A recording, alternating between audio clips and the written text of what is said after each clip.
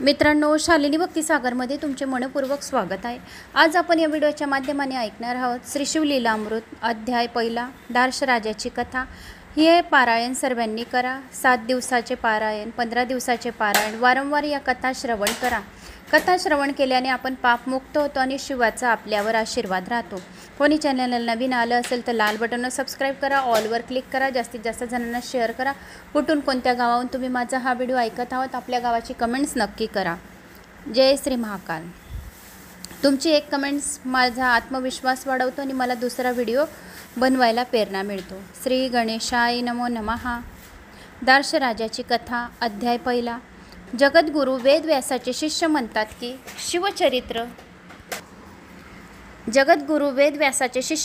की शिवचरित्र हे अतिशय अद्भुत असे आहे। ते जरी नुसते ऐकले तरी आपल्या सारे पापांचे पर्वत जळून पूर्णपणे भस्म होतात। जो कोणी हे ऐकतो त्याला दीर्घ आयुष्य आणि उत्तम गती आरोग्य लाभते, मनजोगी संतती प्राप्त होते। शिवाय लक्ष्मीही त्या व्यक्तीवर अतिशय प्रसन्न होते। एखाद्याला चारीधाम यात्रा करून जे पुण्य मिळतं तेच पुण्य ही कथा ऐकल्याने आपल्याला चारीधाम यात्रा केल्याचे पुण्यफळाची प्राप्ती होते। म्हणून या कथा ऐकल्याने, या कथांचे प्रयासाने तेच पुण्य आपल्याला चारीधामाचे पुण्य मिळते। हे शिवचरित्र ऐकल्यामुळे मिळतं फक्त। हर एक व्यक्तीने शिवनामाचा जप करावा, म्हणजे आपल्या आयुष्यातील सर्व पापांचे नाश होऊन जाते। ब्रह्मदेव, स्वर्गातील सर्व देव, ऋषी, मुनी हे सुद्धा शिवनामाचा सतत जप करीत असतात। हा जप केल्याने मानवाचे दुःख, दारिद्र्य, यातना 6 महिन्याच्या आतच दूर होते, इत्यादी सर्व नाहीसे होते। रोग नाहीसा होतो आणि त्याला संयमशील चांगले जीवन प्राप्त होते। ओम नमः शिवाय हा मंत्र सर्व मंत्रांमध्ये अतिशय श्रेष्ठ आहे। जो कोणी ओम नमः शिवाय हा मंत्र जप करतो त्याचा नुसतं चेहऱ्याचे पण दर्शन करून घेतले तरी त्याचे पाप जळून भस्म होतात। जो कोणी शिव मंदिरात जातो, दिवा लावतो, पाणी चढवतो, दीप अर्पण करतो, अगरबत्ती लावतो, तरी सुद्धा त्याचे पर्वतच्या पर्वत पापे जळून भस्म होतात। ओम नमः शिवाय या मंत्रामध्ये एवढं पावर आहे। ओम नमः शिवाय हा मंत्र ज्या घरामध्ये 108 वेळा सकाळ संध्याकाळ जपला जातो त्या घरात शिवाचा आशीर्वाद राहतो। ओम नमः शिवाय हा मंत्र सर्व मंत्रांमध्ये मंत्रराज आहे। ज्याप्रमाणे तीर्थक्षेत्रात प्रयाग श्रेष्ठ आहे, वेदांतात सर्व शास्त्रांमध्ये श्रेष्ठ आहे, तशा अश्रशास्त्रात पाशुपात अश्र सर्वात श्रेष्ठ आहे। देवात कैलासनाथ शंकर श्रेष्ठ आहे, पर्वतात हिमालय पर्वत श्रेष्ठ आहे, तसाच हा मंत्र सर्व मंत्रात श्रेष्ठ असा मंत्र आहे। या मंत्रांबाबत विशेष गोष्ट अशी आहे की त्याच्या उच्चारण्यासाठी लिंगभेद लागत नाही, स्थानभेद लागत नाही, गृहस्थमी परिस्थिती भेद, कुठल्याही प्रकारच्या भेदाचे बंधन नाही। बसल्या ठिकाणी, जागी, भांडी घासताना, झोपताना, कपडे धुताना केव्हाही तुम्ही ओम नमः शिवाय या मंत्राचा जाप करू शकतात। आणि या मंत्राचा जाप करायला कोणत्याही प्रकारच्या भेदाचे बंधन नाही। स्त्री असो, पुरुष असो, शुद्ध असो, गृहस्थमी असो, ब्रह्मचारी असो किंवा कोणीही या मंत्राचा जप अगदी सहजपणे करू शकतो आणि आपल्या जन्माचे मानव जातीचे सार्थक करून घेऊ शकतो। या जपाला वेळे काळाचे सुद्धा अजिबात बंधन नाही आहे। जागेपणी, झोपल्यावर, स्वप्नात, रोजचे कामं करताना, कामानिमित्त बाहेर जाताना, हा फार काय सांगू अजून भांडण करताना सुद्धा ओम नमः शिवाय या मंत्राचा जप करावा असे सांगितले आहे। जी व्यक्ती या मंत्राचा सदोसदी उठता बसता झोपता मंत्राचा जप करते ओम नमः शिवाय, ओम नमः शिवाय, ओम नमः शिवाय, तिच्या मागे भगवान शंकर सतत उभे राहत असतात व त्यामुळे त्या व्यक्तीला शंकराचा सतत आशीर्वाद लाभत असतो असे स्वतः शिवाने सांगितले आहे।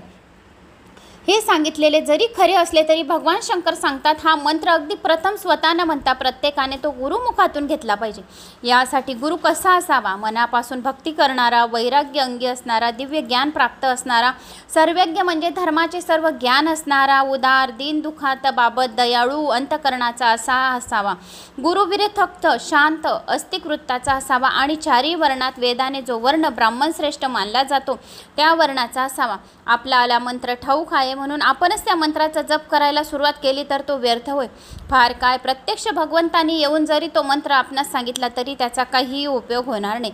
ज्याप्रमाणे मोजी बंधनाशिवाय एखाद्या व्यक्तीने गायत्री मंत्राचा कितीही जप केला तरी तो फुकट आहे असे शास्त्रात सांगितले आहे। सर्व वराड लग्नासाठी जमले पण जर वराचा पत्ता नसेल तर लग्नाघरी कितीही मंडपात जमा असलेल्या त्या वराडाला काय किंमत? पण हे खरे असते। म्हणून गुरुला नम्रपणे मनोभावे शरण जाऊन गुरुचरणी नम्र होऊन त्याच्याच मुखातून मंत्र घ्यावा, मग त्याचा स्वमुखातून जप करावा। उत्तर क्षेत्रात या मंत्राचा जप करावा। शिवचरित्र मनापासून वाचण्याचा, ऐकण्याचा मनात ध्यास लागला पाहिजे, मनाला तळमळ लागून राहिली पाहिजे।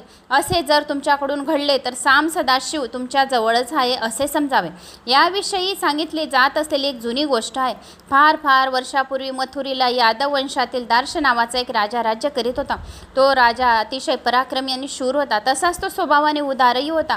त्याचे राज्य फार विस्तारलेले म्हणजेच मोठे होते. त्याने केलेले अनेक मांगलिक राजे त्याच्या दास दरबारात त्याच्यासाठी नजराणे घेऊन येत असत आणि दार्श राजाला लावून नमस्कार करीत आणि मग राजाची कृपा झाली की अतिशय आनंदित होत असत.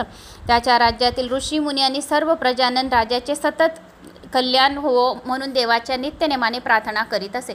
जो कोणी याचक जे जे मागेल ते राजा त्याला लगेच देत असे. त्याच्या राज्यात दारिद्र्य, उपाशी, आजारी असा कुणीही नव्हता. 14 विद्या आणि 64 कलात असाच कलांतामध्ये राजा स्वतः निपुण होता. त्याच्या असलेली अफाट चतुरंग सेना पाहून सर्व राजे भयभीत होऊन असत. दार्श राजाचे बोलणे वागणे सुद्धा अतिशय गोड होते. तो अतिशय सत्यवचनी होता. राजाच्या आवडत्या पटराणीचे नाव होते कलावती. ती धर्मतीर्थ मानण्यात आलेल्या काशी नगराची राजकन्या होती. दिसायला अतिशय सुंदर होती. तिचे होठ तोंडल्यासारखे तांबडे लाल होते. तिचे डोळे सुद्धा कमळासारखे सुंदर होते. ती बाह्याने सिंहकटी, लांब सडक आणि काळेभोर होते. तिची चाल हंसीसारखी अतिशय डोलदार होती. तिचे केस भरपूर लांब सडक आणि काळेभोर होते. तिचा चंद्रासारखा गोल चेहरा फार लांबून दिसत होता. राणी हसली की तिचे हिरण्यासारखे पांढरे शुभ्र असलेले दात तेजाने नुसते झळकळत असत. अशा या अतिशय स्वरूप सुंदर राणीवर राजाचे फार फार प्रेम होते. एक दिवस त्याने आपली महाराणी कलावतीला आपल्या महालात यावे असा तातडीने निरोप पाठवला. पण राणी आली नाही. तिच्या अतिशय सुंदर अशा स्वरूपाने वेडावलेला राजा कामातूर होऊन स्वतः आपणाहून तिच्या महलात गेला. तिच्याजवळ जात मोठ्या प्रेमाने तो म्हणाला, राणी, मला नकार का बरं पाठवला? तुझ्या मनात माझ्याबद्दल राग किंवा काही किंतु तर नाही ना? ये, अशी मला भेट. आपल्याला चांगला रूपवान आणि रूपसंपन्न गुणवान पुत्र असावा असे तुला नाही वाटत का? राणीने राजाचे बोलणे ऐकले. त्याबरोबर गोड हसून राणी म्हणाली, महाराज, आपण माझे नाथ आहात, प्राणप्रिय पती आहात. आपली आज्ञा पालन करणे हे माझे कर्तव्य आहे. पण तरीही ती मी मानली नाही, कारण सध्या मी शंकराचे व्रत धरले आहे म्हणून मी व्रतस्थ आहे. व्रतस्थ रोगी, गर्भिणी, वृद्ध, अशक्त आणि ऋतुस्नान असलेली स्त्री पतीने नेहमी दूर ठेवावी असे शास्त्रात सांगितलेले आहे. ज्यावेळी स्त्री पुरुष दोघंही मनाने अतिशय आनंद असतील, चिंताविरहित असतील, तो दिवस जर पर्वकाळ किंवा व्रताचा दिवस नसेल तर त्याच वेळी पंचपक्वानांचे जेवण करून मोठ्या प्रीतीने एकमेकांनी प्रेमरसाचे प्राशन करावे. हा राजधर्म सांगितला आहे. मी आज आपली आज्ञा मोडली त्याबद्दल मला क्षमा करा. पण दार्श राजाने कामाने अतिशय आंधळा झाला होता. अशा तऱ्हेचे कामांतुराला कोणाचे भय किंवा लाज नसतेच. राजाने राणीचे काही म्हणणे न ऐकता जबरदस्तीने राणी कलावतीला अतिशय उष्णतेने तापलेल्या लोखंडाच्या राजाने राणीचे काही न बोलणे ऐकता जबरदस्तीने राणी कलावतीला एकदम आपल्या बाहूपाशात ओढले. पण तेवढ्यात झाली काय? एखाद्या अतिशय उष्णतेने तापलेल्या लोखंडाच्या खांबाला मिठी मारल्यानंतर जसे सर्व अंग भासते तसे राजाचे संपूर्ण अंग भाजले गेले. त्या सरशी कलावतीला एकदम दूर सारून दिले. राजाने तिला विचारलं, राणी, हा काय प्रकार आहे? आम्हाला याचा अगदी स्पष्टपणे खुलासा हवा आहे. मग राणी कलावती नम्रपणे राजा दार्शसे म्हणाली, महाराज, आपण रागू नका. मी सारं काही आपणास स्पष्ट करून सांगते. दुर्वासा मुनी हे माझे गुरु. त्यांनी मला जप करण्यासाठी शिवपंचाक्षर मंत्र दिला आहे. त्या मंत्राचा सध्या मी अहोरात्री जप करत आहे. मी स्वतः आता ह्या जपामुळे पावन झाले आहे, अतिशय पवित्र झाली आहे. मी संपूर्णपणे शुद्ध झाली आहे. माझे सर्वांग चंद्राप्रमाणे अतिशय शीतल आहे. पण महाराज, आपली काया आपल्या मनात निर्माण झालेल्या पापामुळे अपवित्र झालेली आहे. आपण कधीही चुकून सुद्धा शंकराची पूजा अर्चना केली नाही. अभक्ष्य अधूनमधून भक्षण केले. गुरुकृपेमुळे मला आता त्रिकाल ज्ञान प्राप्त झाले आहे. आपल्या हातून कधीही व कोणत्याही प्रकारचे गुरुसेवा झाली नाही. तेव्हा राज्य उपभोगानंतर आपल्या नशिबी नरक यातना आहेत, हे अगदी सत्य आहे. दार्श राजा कलावतीचे बोलणे अगदी बारकाईने लक्षपूर्वक ऐकत होता. आपले दोष आता आपल्याला स्पष्ट त्याला दिसत होते. कलावतीचे बोलणे ऐकून आता त्याचे मन पश्चातापाने पावन झाले होते. म्हणून गंभीरपणे तो कलावतीला म्हणाला, प्रिय कलावती, तू मला तो शिवमंत्र दे, म्हणजे आजपर्यंत मी जी पापे जाणते अजाणतेपणे केली त्याचा पूर्णपणे नाश होईल व त्या योगे माझ्या जीवनाचे सार्थक होईल. तेव्हा राणी कलावती राजा दार्शास म्हणाली, महाराज, तुम्ही माझे सर्वस्व आहात, नाथ आहात. मी तुमची दासी आहे. धर्माप्रमाणे तुम्ही माझे गुरु आहात. तेव्हा मी तुम्हाला धर्माचरणाचा विरोधी वर्तन करून मंत्र देऊ शकत नाही. तर मग मला मंत्र मिळवण्यासाठी मी काय करायला हवे? नाथ, मी सांगते ते नीट ऐका. यादव कुळात गर्गमुनी नावाचे श्रेष्ठ ऋषी आहेत. ते अतिशय विद्यावंत आहेत. तेव्हा आपण आता त्या गर्गमुनींना शरण जा आणि त्याच्याकडून स्वतःसाठी शिवमंत्राची दीक्षा घ्या. आणि कलावती राणी नम्रपणे म्हणाली, राणीचे हे बोलणे ऐकून आणि मग राजा आपल्या राणीसह गर्गमुनीच्या आश्रमात जाऊन दाखल झाला. आपल्याकडे एक महान राजा येतो आहे हे पाहून त्या दोघांना सामोरे आले आणि राजाने त्यांना साष्टांग नमस्कार घातला व हात जोडून नम्रपणे गर्गमुनी समोर उभा राहिला. महाराज, आपण स्वतः काय येणे केले? गर्गमुनींनी त्यांना विचारले. गुरुराज, आपण मला शिवदीक्षा द्या. या मंत्र या मी पापी आहे, माझ्यावर कृपा करा. अशा तऱ्हेने राजाचे अत्यंत नम्रतेने बोलणे ऐकून गर्गमुनींनी त्यांच्या पाठीवर ममतेने हात ठेवला. तेव्हा राजाला अतिशय धन्य वाटले. त्या दिवशी राजाने मुनीच्या येथेच मुक्काम केला आणि दुसऱ्या दिवशी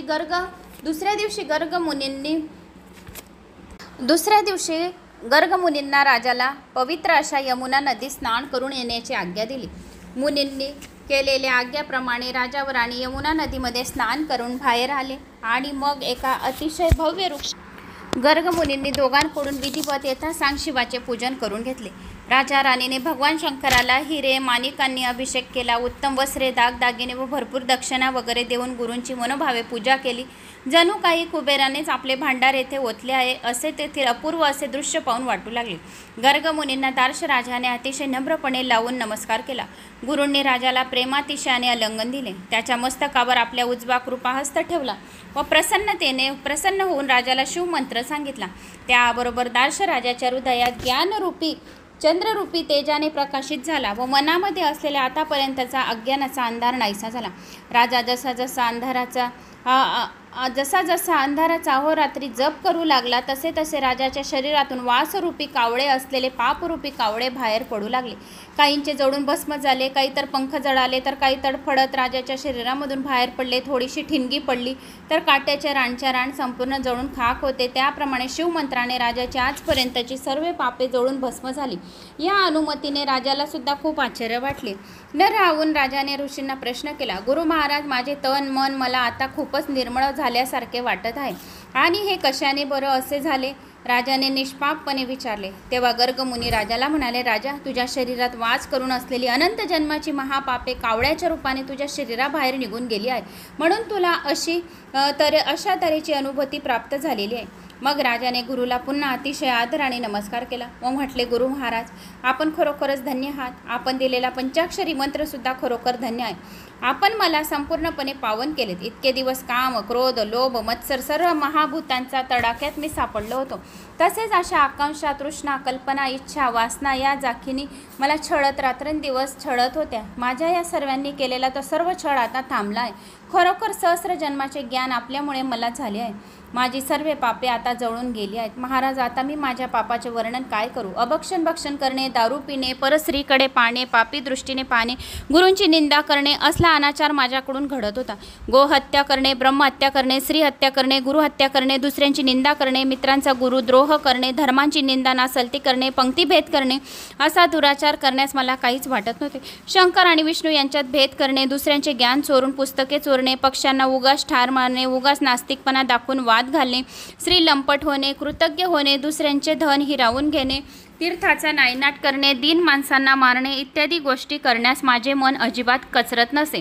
भगिनी, माता, पिता यांची हत्या करणे, कन्येचा विक्रय करणे, गाईला विकणे, दूध विकणे, गाव जाणणे, आत्महत्या करणे, भ्रूणहत्या, बालहत्या करणे अशा तऱ्हेची अनेक महापापे माझ्या हातून सहस्र जन्मात घडली होती.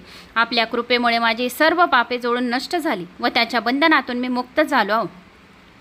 त्याच्या शिवमंत्राने नाद झाला आहे. माझ्या पदरी थोडेफार पुण्य होते म्हणून मला हा मानवजन्म मिळाला आणि गुरुकृपेने मला प्राप्त झालेल्या या मानवजन्माचे आज खरोखर सार्थक झाले असे म्हणून राजाने पुन्हा एकदा गुरुला नम्रपणे नमस्कार केला व सर्व प्रकारे दान दक्षिणा देऊन संतुष्ट केले.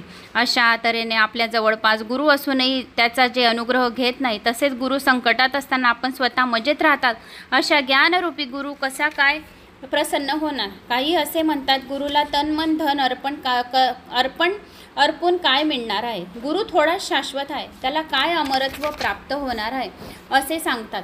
तोही नाशवंत आहे. पण असे जे म्हणतात त्यांचे मिळवलेले ज्ञान, वैराग्य, शास्त्रपठण सर्व काही व्यर्थ आहे असे समजावे. कारण ज्या मापाने तांदूळ मोजतात त्या मापाला तांदळाचा काहीच लाभ होत नाही. असे व्यवहारात आपण नेहमीच पाहत असतो. घाण्यात ऊसाचा रस काढला जातो पण घाण्याला त्याची रसाची चव अजिबात कळत नाही. तसेच ज्या भांड्यात साखर भरून ठेवली असते त्या भांड्याला साखरेची गोडी थोडीसुद्धा कळत नाही. त्याप्रमाणे या जगामध्ये गुरुला न मानणाऱ्या माणसाची स्थिती होत असते. हे सतत लक्षात ठेवले पाहिजे. आता ओम नमः शिवाय या शिवमंत्राचा उपदेश घेतला. दार्श राजा तसा नव्हता. त्याने गुरुला पूर्णपणे संतुष्ट केले आणि आता आपल्या कलावती राणीसह तो आपल्या घरी परतला. राणी कलावतीने अशा तऱ्हेने आपल्या पतीचा खरोखर उद्धार केला. राजाने शिवमंत्राचा जप सदोसदी चालू ठेवला. त्यामुळे त्याच्या राज्यातून रोग, मृत्यू, दुष्काळे सर्व कायमचे पळून गेले. कुणी दुःखी राहिले नाही. संतुष्ट झालेले दार्श राजाने कुर्तर्त्याने कलावतीला मोठ्या प्रेमाने आलिंगन दिले. पूर्वीच्या राजाच्या सर्व अंगाला जाळून काढणाऱ्या तिच्या मृदू स्पर्शातून आता चांदण्यांच्या शीतल अशा छिडकाव होत होता. यथा राजा तथा प्रजा. त्याप्रमाणे आता या राजामुळे सर्व काही प्रजाही शिवपूजन, शिवकीर्तन, सतत शिवमंत्राचे जप करू लागले. घरोघरी रुद्र अभिषेक, ब्राह्मण भोजन, मंत्र जागरण होऊ लागले आणि सर्व प्रजानन सुखी झाले. अशा तऱ्हेने भवमुक्त झालेल्या दार्श राजाची ही गोष्ट नित्य जे कोणी वाचतात किंवा ऐकतात या कोणाला ऐकवतात त्याच्या मागे शंकरपाठी राखा असतो. त्याचा संसार सुखाचा होतो. त्याच्या घरी सुख, समृद्धी, शांती, महालक्ष्मी सतत नांदते असे स्वतः शिवाने सांगितले. आणि दार्श राजाप्रमाणे त्याचा संसाराचा सर्व व्याप तापातून मुक्ती मिळते आणि महाकालेश्वराचा आशीर्वाद राहतो. तर अशी ही दार्श राजाची कथा होती. तर मित्रांनो, मला अशी आशा आहे की तुम्हाला ही कथा आवडली असेल. आवडल्यास एक लाईक करा, चॅनलला सबस्क्राईब करा. जो कोणी ही कथा ऐकतो त्याला अखंड सौभाग्याची प्राप्ती होते. तर सर्वांनी ही कथा रोज ऐकावी, जास्तीत जास्त जणांना शेअर करावी.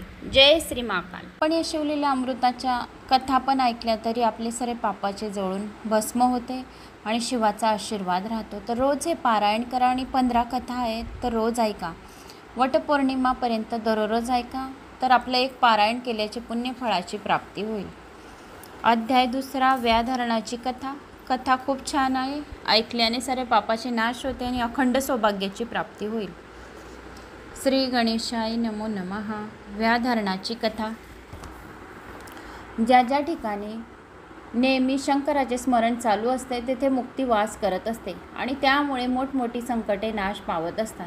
हे शिवस्मरण मुद्दाम केले किंवा चेष्टा करता करता केले अथवा न कळत केले तरीही कोणत्याही प्रकारे नामस्मरण करणाऱ्यावर श्री शंकर प्रसन्न होतो. ज्याप्रमाणे लोखंडाला परीस लागला म्हणजे ज्याचे जसे सोने होते तसेच नकळत अमृत प्राशन केले तरी त्याप्रमाणे अमरत्व प्राप्त होते. अथवा योग्य औषधी आपणास न समजता भक्षण केली तरी रोग नाहीसा होतो. वाढलेल्या गवतावर, गंजीवर एखाद्या अजान बालकाने त्याला न समजता ठिणगी टाकली तरी ती सगळीच्या सगळी गवताची रास जळून खाक होते. त्याप्रमाणे कळत न कळत कसेही शिवनाम घेतले तरी नामस्मरण करणाऱ्या त्या व्यक्तीच्या पापांचा नाश झाल्याशिवाय राहत नाही. एखाद्याने विनोदाने शिवाचे नाम घेतले असले तरी इतर लोक शिवनामाचा जप करता म्हणून एखाद्याने चिडून सुद्धा नामस्मरण केले शिवाचे. अरे हे असे का सारखे जीव गेल्यासारखे शिवशिव ओरडत आहे. माझे डोके उठले आहे. त्याच्या या ओरडण्याने एकसारखे शिवशिव म्हणून त्यांना काय मिळतं कुणास ठाऊक. मला तरी काहीच कळत नाही. असा त्रागा केला असे सुद्धा केले चिडून तरी पण त्रागा करताना शंकराचे नाव न कळत त्याच्या तोंडून घेतले गेले. एवढंच काय आपल्या स्वतःच्या किंवा घराच्या मुलाची नावं शंकराची ठेवली असल्याने त्यांना दिवसभरात हाक मारताना आपोआप शंकराचे नामस्मरण झाले तरी भोळा शंकर त्याच्यावर प्रसन्न होतो. त्यातही महाशिवरात्रीची शुभदिनी जर उपवास व जागरण घडले, बिल्वपत्राने शंकराची मनोभावे पूजा केली तर 1000 जन्माची पातके तत्काळ नष्ट होऊन जातात. तसेच जो कोणी शंकराला रोज बेल वाहतो तो स्वतः उद्धारून जातो. एवढेच नव्हे तर अशा व्यक्तीच्या दर्शनाने इतर व्यक्तीचा सुद्धा उद्धार होऊन गेल्याशिवाय राहत नाही. महाशिवरात्रीच्या पवित्र अशा दिवशी वशिष्ठ, विश्वामित्र यांच्यासारखे थोर विद्वान, पूजनीय, श्रेष्ठ मुनी तसेच यक्ष, गंधर्व, देव, देवी सुद्धा शंकराची पूजा करीत असतात. कारण महाशिवरात्रीचे महत्त्व अतिशय आगळेवेगळे असे आहे. सहज एखाद्याकडून शंकराचे नामस्मरण घडले तरी पण पापी माणूस कसा पुण्यवान होतो त्याची एक सुरस कथा तुम्हाला मी सांगत आहे. तर कोणी चॅनलला नवीन आलं असेल तर लाल बटनवर सबस्क्राईब करा, ऑलवर क्लिक करा, जास्तीत जास्त जणांना शेअर करा. कुठून कोणत्या गावाहून तुम्ही माझा हा व्हिडिओ ऐकत आहात आपल्या गावाची कमेंट्स नक्की करा आणि माझा आत्मविश्वास वाढवा. जसे हजारो गावांच्या तुमच्या कमेंट्स येतात तशाच गावाच्या तुम्ही कमेंट्स करत राहा. शालिनी भक्तिसागर कथा हे सुद्धा माझं चॅनल आहे, तर त्या चॅनलला पण सबस्क्राईब करा. आता एक जुनी गोष्ट आहे तर ती कथा ऐका, महाशिवरात्रीची. फार जुनी गोष्ट आहे. त्यावेळी विंध्य पर्वतावर एक शिकारी राहत होता. त्याच पर्वताच्या जंगलात राहणारे हरणे, पक्षी, जंगली जनावरे मारावरीत आणि त्यावर आपली रोजची उपजीविका करावी एवढेच त्याला कळत होते. त्याच्या नावावर रोजच्या रोज घडणाऱ्या प्राणहत्येची पापे चढली होती. पण त्या अज्ञानी भिलीलाला त्याची थोडीसुद्धा जाणीव नव्हती. माघ महिना अगदी संपत आला होता, पण बोचरी थंडी अजूनही अंगाला बोचत होती. पोटाची खळगी भरायलाच हवी होती. पण हा शिकारी त्या दिवशी भल्या पहाटेला आपल्या घरातून बाहेर पडला. धनुष्यबाण, जाळे आणि इतर हत्यारे आपल्याबरोबर घेऊन तो नेहमीप्रमाणे चालला होता. गावाच्या अगदी टोकाला एक छोटेसे पण अतिशय सुंदर शिव मंदिर होते. आज महाशिवरात्रीचा पवित्र दिवस होता, त्यामुळे आजूबाजूच्या खेड्यातून अनेक लोक शंकराच्या दर्शनासाठी त्या देवळात मुद्दाम आले होते. मंदिर आंब्याच्या टहाळे कागदाच्या पताका लावून उत्तम प्रकाराने शृंगारले होते. कळसावर शंकराचा ध्वज फडफडत होता. मंदिरावर दिवे लावून आरास केली होती. मंदिराच्या गाभाऱ्यात मध्यभागी पवित्र असे सुंदर शिवलिंग होते. लोक मोठ्या भक्तिभावाने शंकराची पूजा करीत होते. अभिषेक पात्रातून शिवलिंगावर पवित्र पाण्याच्या धारा गळत होत्या.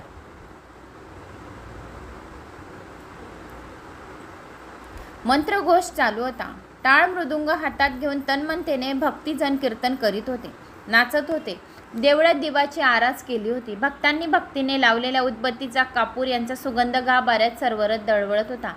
शिव शिव शिव हर साम सदाशिव सह असा जयघोषाने सारे वातावरण भक्तिमय झाले होते, भारून गेलेले होते. या देवळापाक्षी घरामधून उपजीविकेसाठी बाहेर पडलेला आपला शिकारी येऊन पोचला. तेथे असलेली गर्दी पाहून तेथे तो थोडा थांबला व लोक काय काय करीत आहेत हे मोठ्या कुतूहलाने पाहू लागला. अशा तऱ्हेने तो तेथे थांबला असताना बराच वेळ गेला आणि मग काय हा मूर्खांचा बाजार भरला आहे. पण या दगडाला देवाला कधी पाजर फुटणार आहे. बोलून चालून एक निर्जीव दगड. हे मूर्ख त्याच्यासमोर पैसे काय ठेवत आहे, फळे काय ठेवत आहे आणि पंचपक्वानाने खाण्याच्या याच्या नशिबात असूनही उपवास काय करीत आहे आणि या न हलणाऱ्या न बोलणाऱ्या दगडाच्या देवाचा हर साम सदाशिव हर हर महादेव म्हणून जय जयकार करत आहेत. काय म्हणावे अशा लोकांना. आपले आपण चला, या मूर्खाच्या नांदी लागून उपयोग नाही. मला माझे तर व माझ्या मुला बायकोंचे पोट भरण्यासाठी शिकार करायला हवी, असे स्वतःशीच बडबडत तो व्याध आपल्या दैनंदिन कामासाठी चालू लागला व गर्दी रानात शिरला.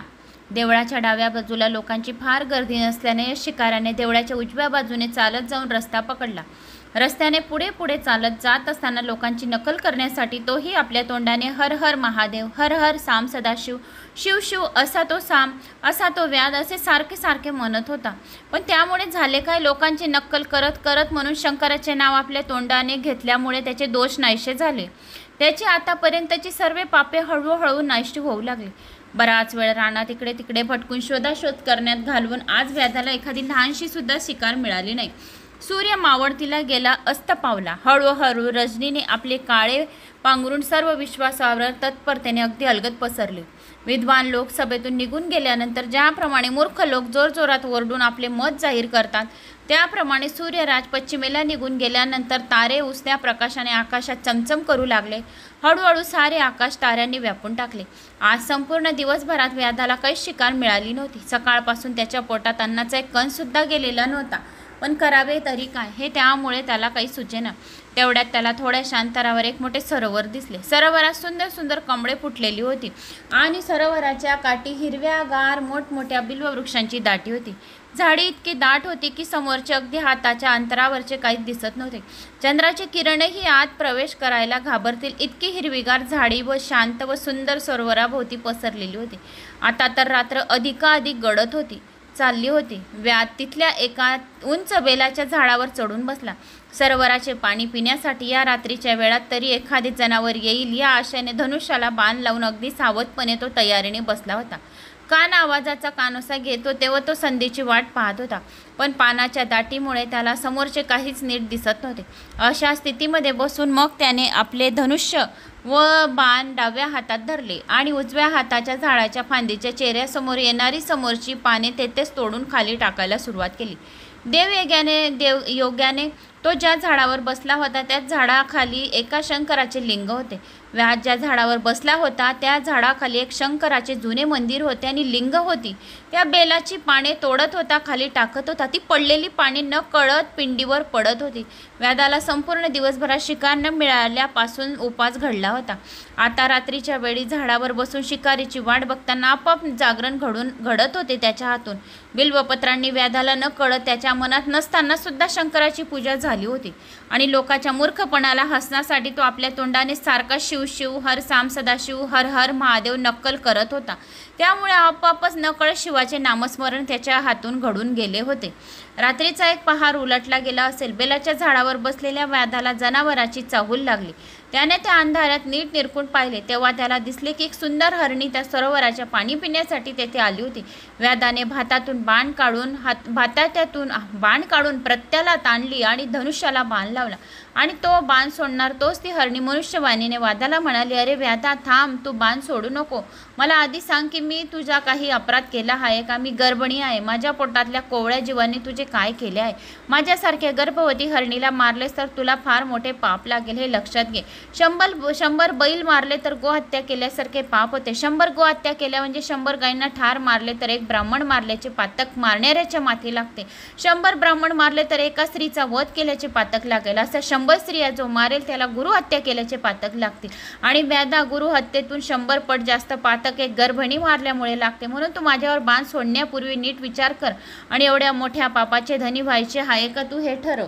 व्याध म्हणाला, हे बघ हरणी, मला आज एकही शिकार न मिळाल्यामुळे कडकडीत उपास घडला आहे. माझी बायको पोरही घरी उपाशीच झोपली असतील. त्यांना उपाशी ठेवल्याचे पातक मला लागेल आहे. पण तू हरणी असूनही शास्त्रात पारंगत असल्यामुळे बोलत आहे. असे हे कसे काय घडले याचे मला फार आश्चर्य वाटत आहे. तू पूर्वी कोण होतीस? तुला एवढे ज्ञान कसे प्राप्त झाले? हे सर्व मला तुझ्याकडून जाणून घेण्याची इच्छा आहे.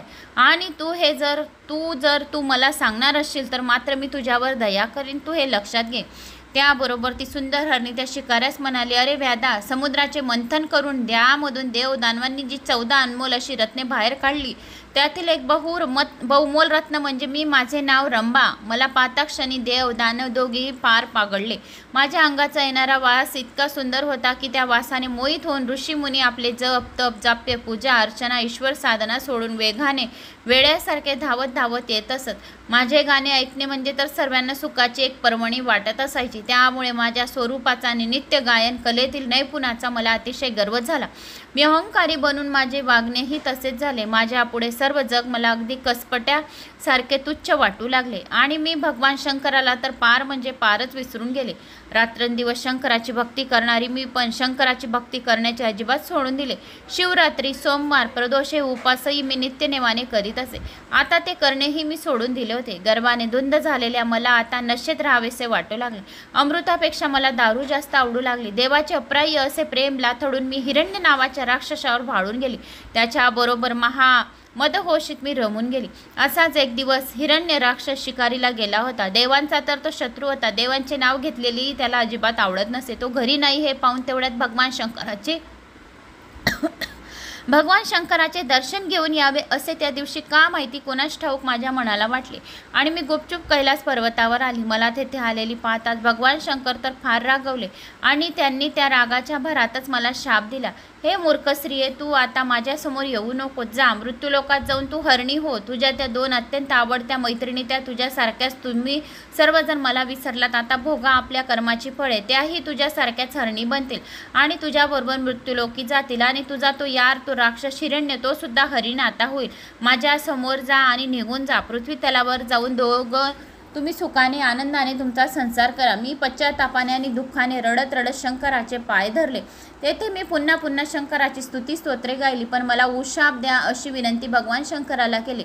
मला मनातून खरा खरा पश्चाताप झालेला पाहून भोळ्या शंकराचा थोडा राग कमी झाला. मग मला शंकर म्हणाले, 12 वर्ष मी दिलेला शाप माझा तुला भोगावा लागेल.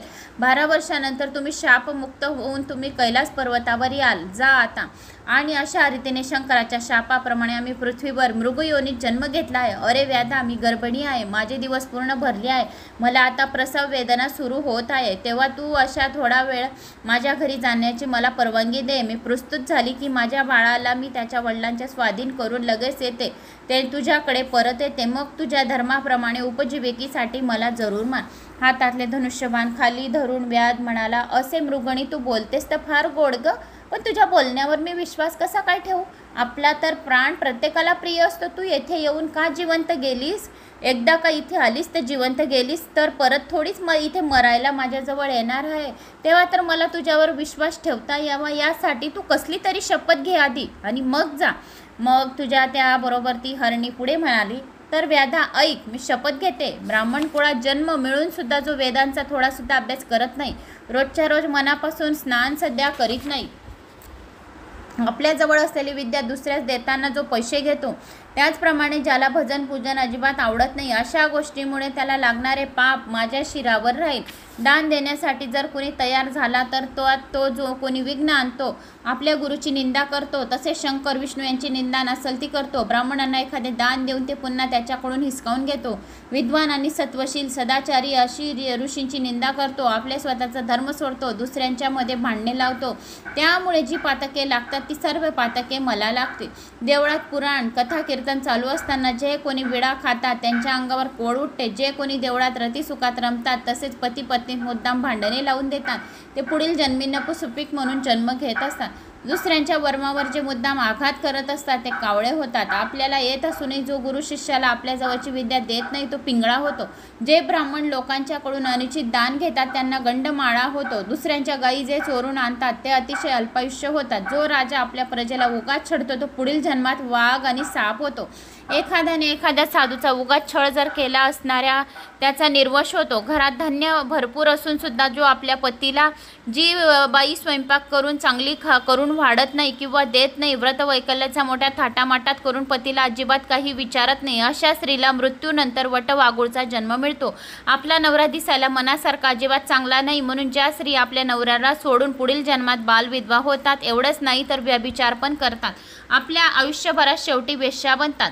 ज्या स्त्री आपल्या नवऱ्याची नेहमी निर्भत्सना करतात त्या पुढील जन्मात दासी बनतात. जे सेवक आपल्या धनाचा विश्वासघात करतात त्यांना कुत्र्याचा जन्म मिळतो. नोकरांपासून रोजच्या रोज भरपूर काम करून घेऊन जो धनी नोकराला त्याला ठरलेला पगार देत नाही तो पुढील जन्मी भिकारी होऊन भीक मागत दारोदारी हिंडू लागतो. पती पत्नीच्या सुखाचा चाललेला एकांत जो चोरून बघतो त्याची स्वतःची बायको पडून जाते. शेवटी तो अन्नाला महाग होतो. जो दुसऱ्यावर करणी करतात, भूत बनतात, पिशाच बनतात. जी स्त्री मासिक धर्माचा विटाळ घरात कालवते तिचे पूर्वज नरकात पडतात.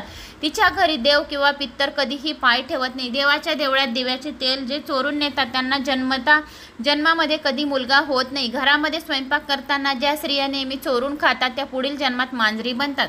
आपल्या घरी आलेल्या अतिथीला शिळे पाळे खायला घालून आपण चांगले स्वतः पंचपक्वानांचे जेवण करणाऱ्या स्त्रियांचे त्यांच्या पोटात राहिलेले गर्भ आपाप गळून पडतात. जी मुली आपल्या आईवडिलांची सेवा करत नाही, म्हातारपणामध्ये छळतात, त्यांना मृत्यूनंतर माकडाचा जन्म मिळतो.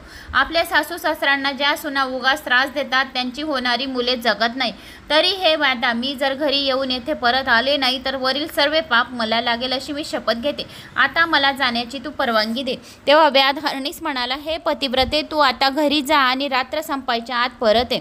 व्याधा, तू खरोखर पुण्यवान आहेस. तुला जो कैलासनाथ शंकर प्रसन्न होईल. मी घरी जाऊन परत येते. असे म्हणून हरणी तेथून निघून गेली. झाडाच्या फांदीवर बसल्या बसल्या वेळ जाण्यासाठी चाळा म्हणून आपली समोरची बिल्वदले उजव्या हाताने तोडून व्याध आता खाली टाकतच होता. 2 प्रहर रात्र झाली होती. व्याधाने केलेल्या पापापैकी त्याच्या त्या कृत्यामुळे अर्धी पातके नष्ट झाली.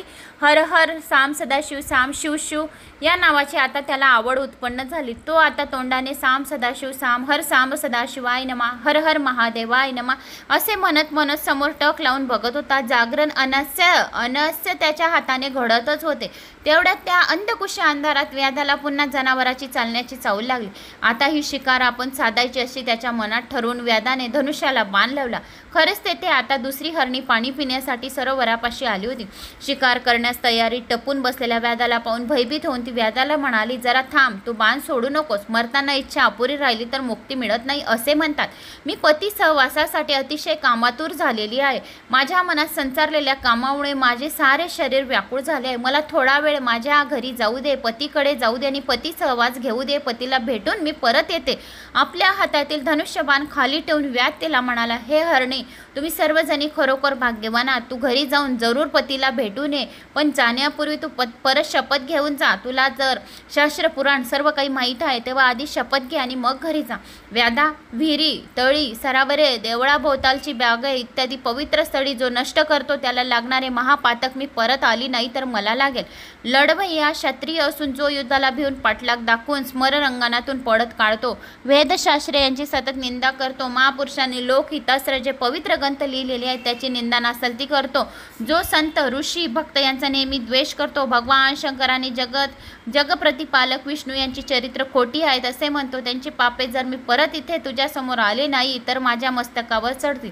हे निषादा, आपला पुत्र आणि पुत्रवधू घरात उत्तम प्रकारे वागून आपले कर्तव्य उत्तम प्रकारे करीत असतानाही जे त्यांना सतत त्रास देतात, छळतात, ते पुढील जन्मी अतिशय कुरूप होतात. त्यांना कोणी भिक्षा वाढायला देखील होत नाही.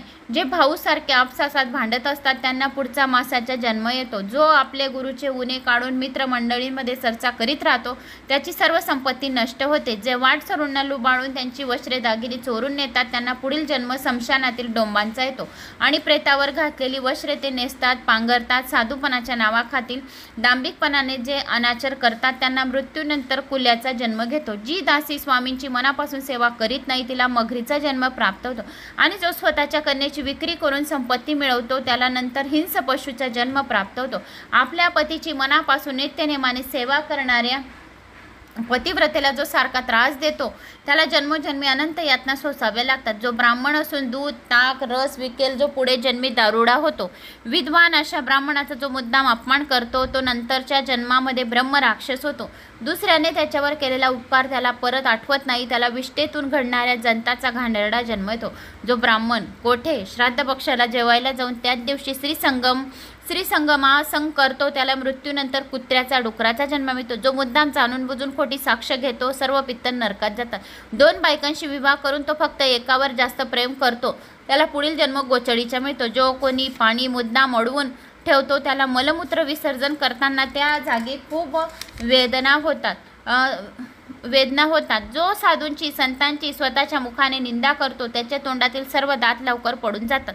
जो कोणी देवळात बसून जेवण करतो त्याला क्षय रोगाची बाधा जडून जाते. जो आपल्या राज्याची निंदा करतो त्याला भूक लागत नाही, तहान लागत नाही, जेवण जात नाही. ग्रहणाच्या वेळेस ग्रहण काळातच तो जेवण करतो त्याला पित्त रोग होतो. दुसऱ्याची लहान लहान मुले पळवून नेऊन दूर देशात विकतो त्याला महारोग होतो. जी स्त्री मुद्दाम राहिलेला गर्भ पाडते ती पुढील जन्मी वंद्या होते. जो पवित्र अशा देवालयाची मोडतोड करतो त्याचे हातपाय मोडतात.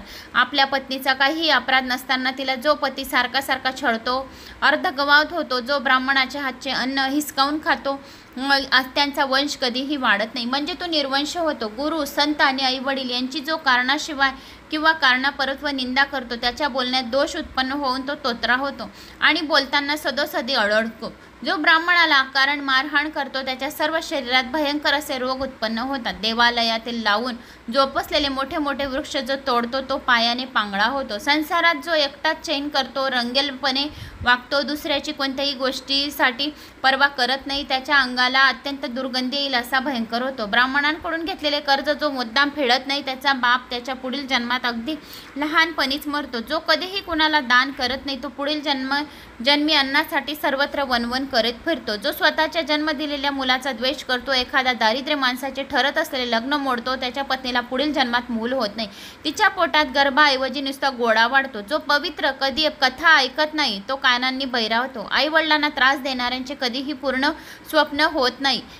फक्त एकच देव श्रेष्ठ मानणाऱ्याला फक्त एकच मुलगा होतो. जो गोवध करतो त्याच्या पुढच्या जन्मात भांडकुळ बायको मिळते. जो बैल मारतो त्याला मुलगा मूर्ख होतो. मुक्या जनावरांचे अन्न पाणी विनाकारण किंवा मुद्दामपणे जो तोडतो त्याला मुकीच मुले होतात. जो दुसऱ्याच्या पतिव्रता स्त्रीवर डोळा धरतो अतिशय कुरूप आणि तोंडाळ बायको त्याला मिळते. जो आपल्या ज्ञानी गुरुचा त्याग करतो तो पुढील जन्मी स्वतःच मृत्यू पावतो. जो सूर्यासमोर तोंड करून लघवी करतो त्याने लहानपणी सर्वच्या सर्व दात त्याचे पडून जातात. डोक्यावरचे केस पांढरे होतात. आपल्या मृत बाळासाठी शोक करीत असणाऱ्या जो कुत्सितपणे विनोदाने किंवा उपरोगाने हसतात ते निपुत्रिक होतात. व्याधा, मी जर तुला दिलेल्या शब्दाप्रमाणे परत नाही आली तर सर्व पातकं मला लागतील असे मी तुला शाप देऊन सांगते. तिचा व्यवहार कुशल, विधतापूर्ण, कळकळीचे बोलणे ऐकून बरं जा, पण लवकर ये आणि तुझ्या नवऱ्याला भेटून लगेच ये असे म्हणून व्याधाने तिला परवानगी दिली. तिला जाण्यास परवानगी मिळताच जलपान करून उड्या मारत ती निघून गेली.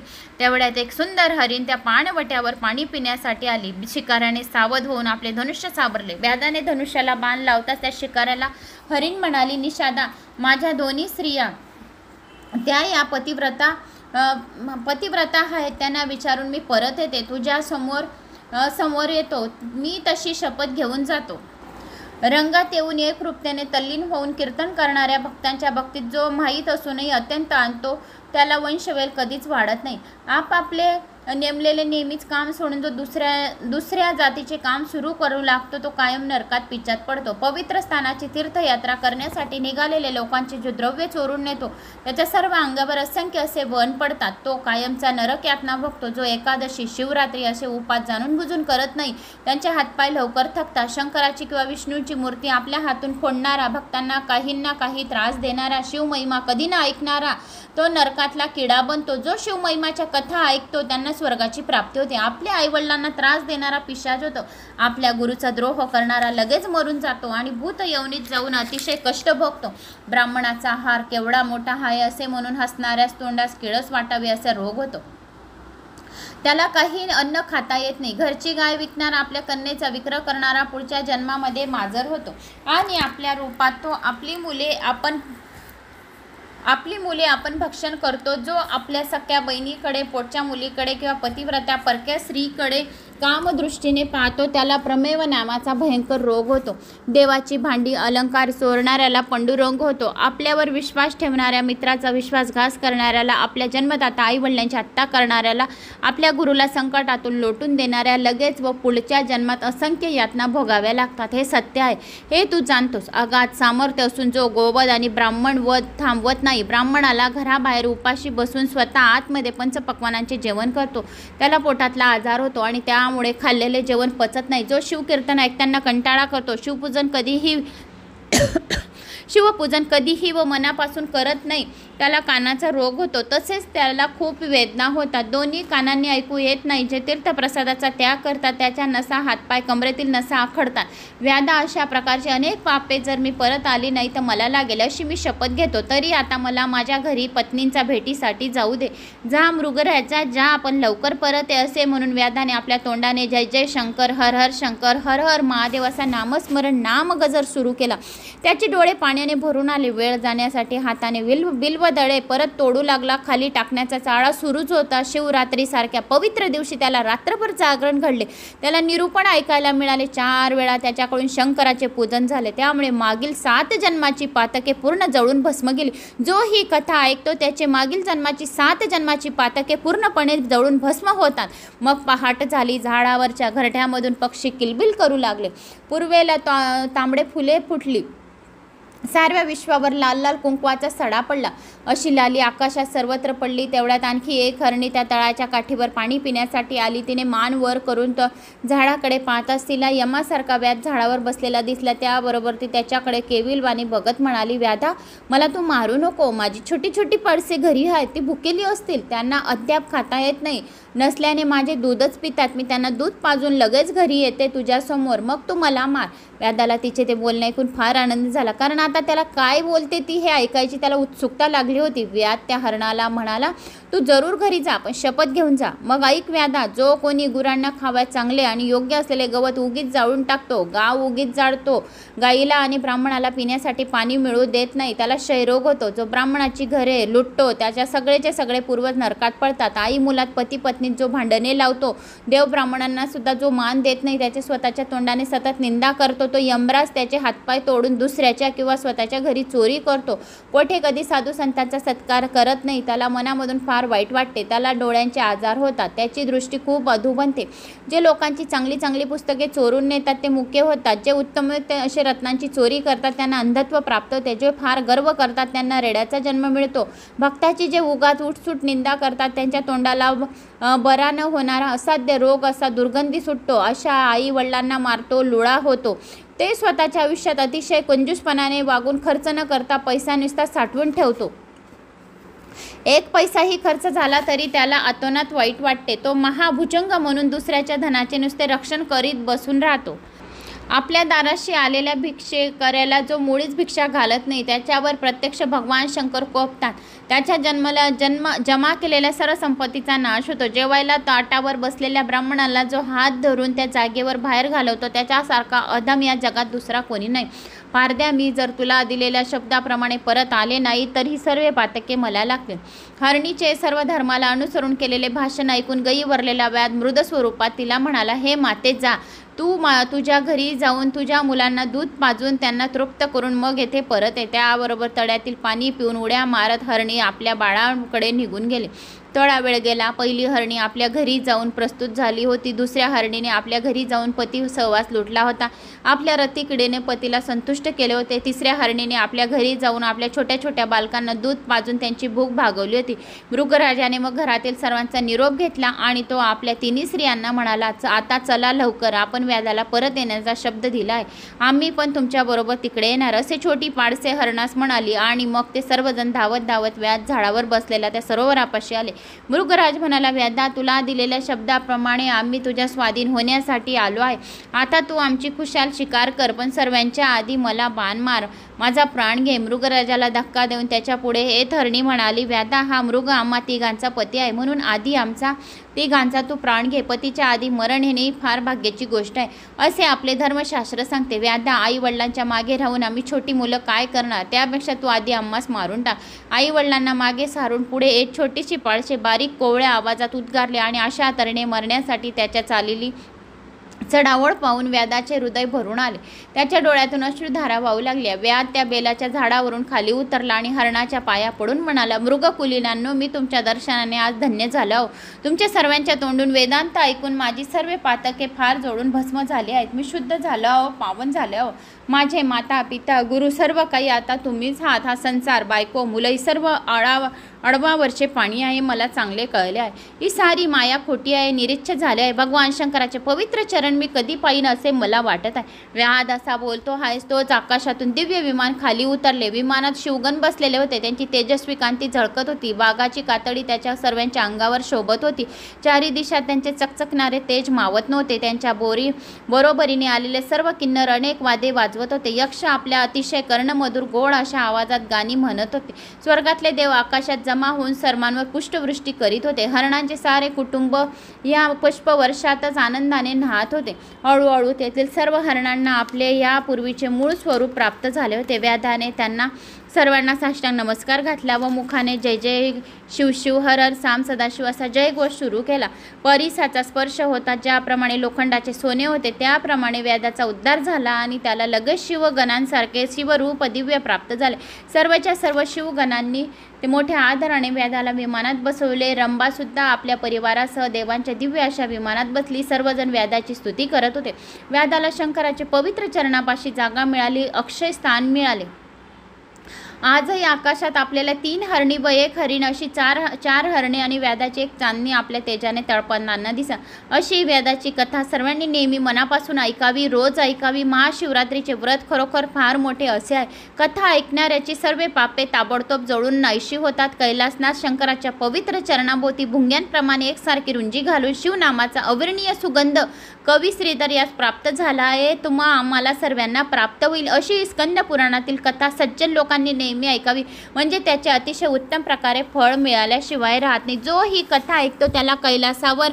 एक फेरी मारल्याच्या पुण्यफळाची प्राप्ती होते, त्याचे दुःख, दारिद्र्य आणि 7 जन्माची पातके नाहीशी होतात. तर अशी ही व्याधारणाची महाशिवरात्रीची कथा होती. अखंड सौभाग्याच्या प्राप्तीसाठी ही कथा सर्वांनी नक्की ऐका आणि माझ्या चॅनलला सबस्क्राईब करा लाल बटनवर आणि कमेंट्स करायला विसरू नका. तर मला अशी आशा आहे की तुम्हाला माझी ही कथा आवडल्यास एक लाईक, चॅनलला सबस्क्राईब करा. जय श्री महाकाल. शेअर करायला विसरू नका. जय श्री महाकाल. आतापर्यंत आपण 2 कथा ऐकून चुकलो आहोत शिवलीला अमृताच्या.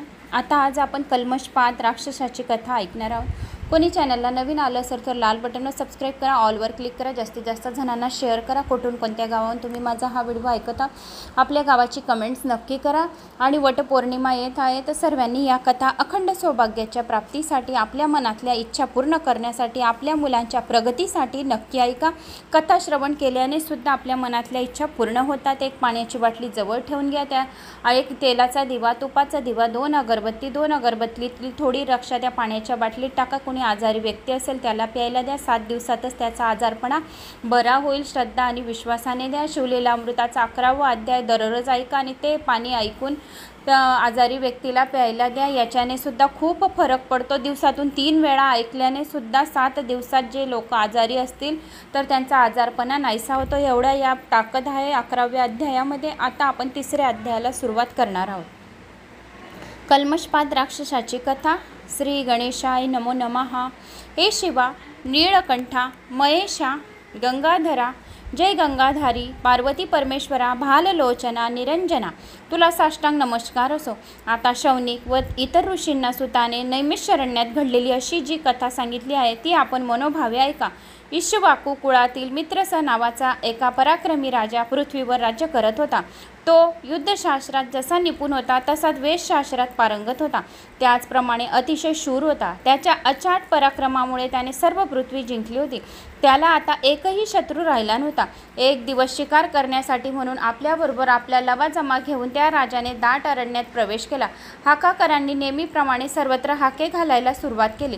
वाघ, कोल्हे, लांडगे, सिंह, हरणी, माकडे, सांबर, वनगाई, ससे अशी जनावरे घाबरून सैरावैरा पळू लागली. राजाने आपल्या अचूक नियमाने बरोबर टिपून असंख्य पशूंना एकामागे एक यमसदनाला पाठवले. अनेक उडणाऱ्या पाखरांना मारले. राजाने जे हे पशु मारले त्यात एक राक्षस सुद्धा मारला गेला. अतिशय शक्तिशाली असलेल्या त्या राक्षसाला राजाने सोडलेला बाण वर्मी लागला आणि तो तत्काळ मरण पावला. राक्षसाचा एक भाऊ दुरूनच त्याच्याकडे बघत होता. माझ्या भावाला निष्कारण मारणाऱ्या या राजाचा सूड घेईन अशी त्याने मनात प्रतिज्ञा केली. मनाजोगती भरपूर शिकार करून झाल्यावर राजा मित्रासह आपल्या नगराला परत आला. त्या मेलेल्या राक्षसाच्या भावाने रूप बदलण्याच्या विद्येच्या साह्याने मानवाचे रूप घेतले आणि एका आचार्याचे सोंग घेऊन तो राजाकडे आला. राजाला अतिशय नम्रपणे नमस्कार करून तो म्हणाला, महाराज, मी पाककलेत खूप निष्णात आहे. मला आपण आपल्याकडे एक स्वयंपाकी म्हणून कामाला ठेवा. आपण स्वतः माझे कौशल्य एकदा पाहावे अशी माझी आपल्या चरणाशी विनंती आहे. राजाने त्याच्यावर विश्वास ठेवून त्याला पाकशाळेत नेमून घेतले. हा आचारी खरोखरच स्वयंपाक अतिशय चांगला करीत असे. सर्वजण त्याच्या पाककलेवर खुश होते. एकदा काय झाले, वसिष्ठ ऋषी राजाकडे आले. राजाने नेहमीच्या पद्धतीने त्याचा उत्तम आदर सत्कार केला. मग एक दिवस पितृतिथी पाहून राजाने गुरु वसिष्ठांना आपल्या येथे भोजनासाठी खास आमंत्रण दिले. आचार्याचे काम करणाऱ्या राक्षसाला ही आयती चालून आलेली संधी चांगली सापडली. त्याने एका माणसाला ठार मारले आणि त्याचे रक्त मांस भाज्यात मिसळून उत्तम प्रकारचा स्वयंपाक तयार केला आणि वसिष्ठ मुनींना जेवायला बसले असताना त्या भाज्या वाढल्या. वसिष्ठ मुनी त्रिकालज्ञानी असे होते. भाज्यांकडे बघताच भाजीचा हा खरा काय प्रकार आहे हे त्याच्या लक्षात आले. त्या नरमास आहे हे त्यांनी बरोबर ओळखले. त्याबरोबर ते फार संतापले व रागामध्येच त्यांनी मित्रासह राजाला शाप दिला. ते म्हणाले, हे राजा, मी राक्षस आहे असे तुला वाटले काय?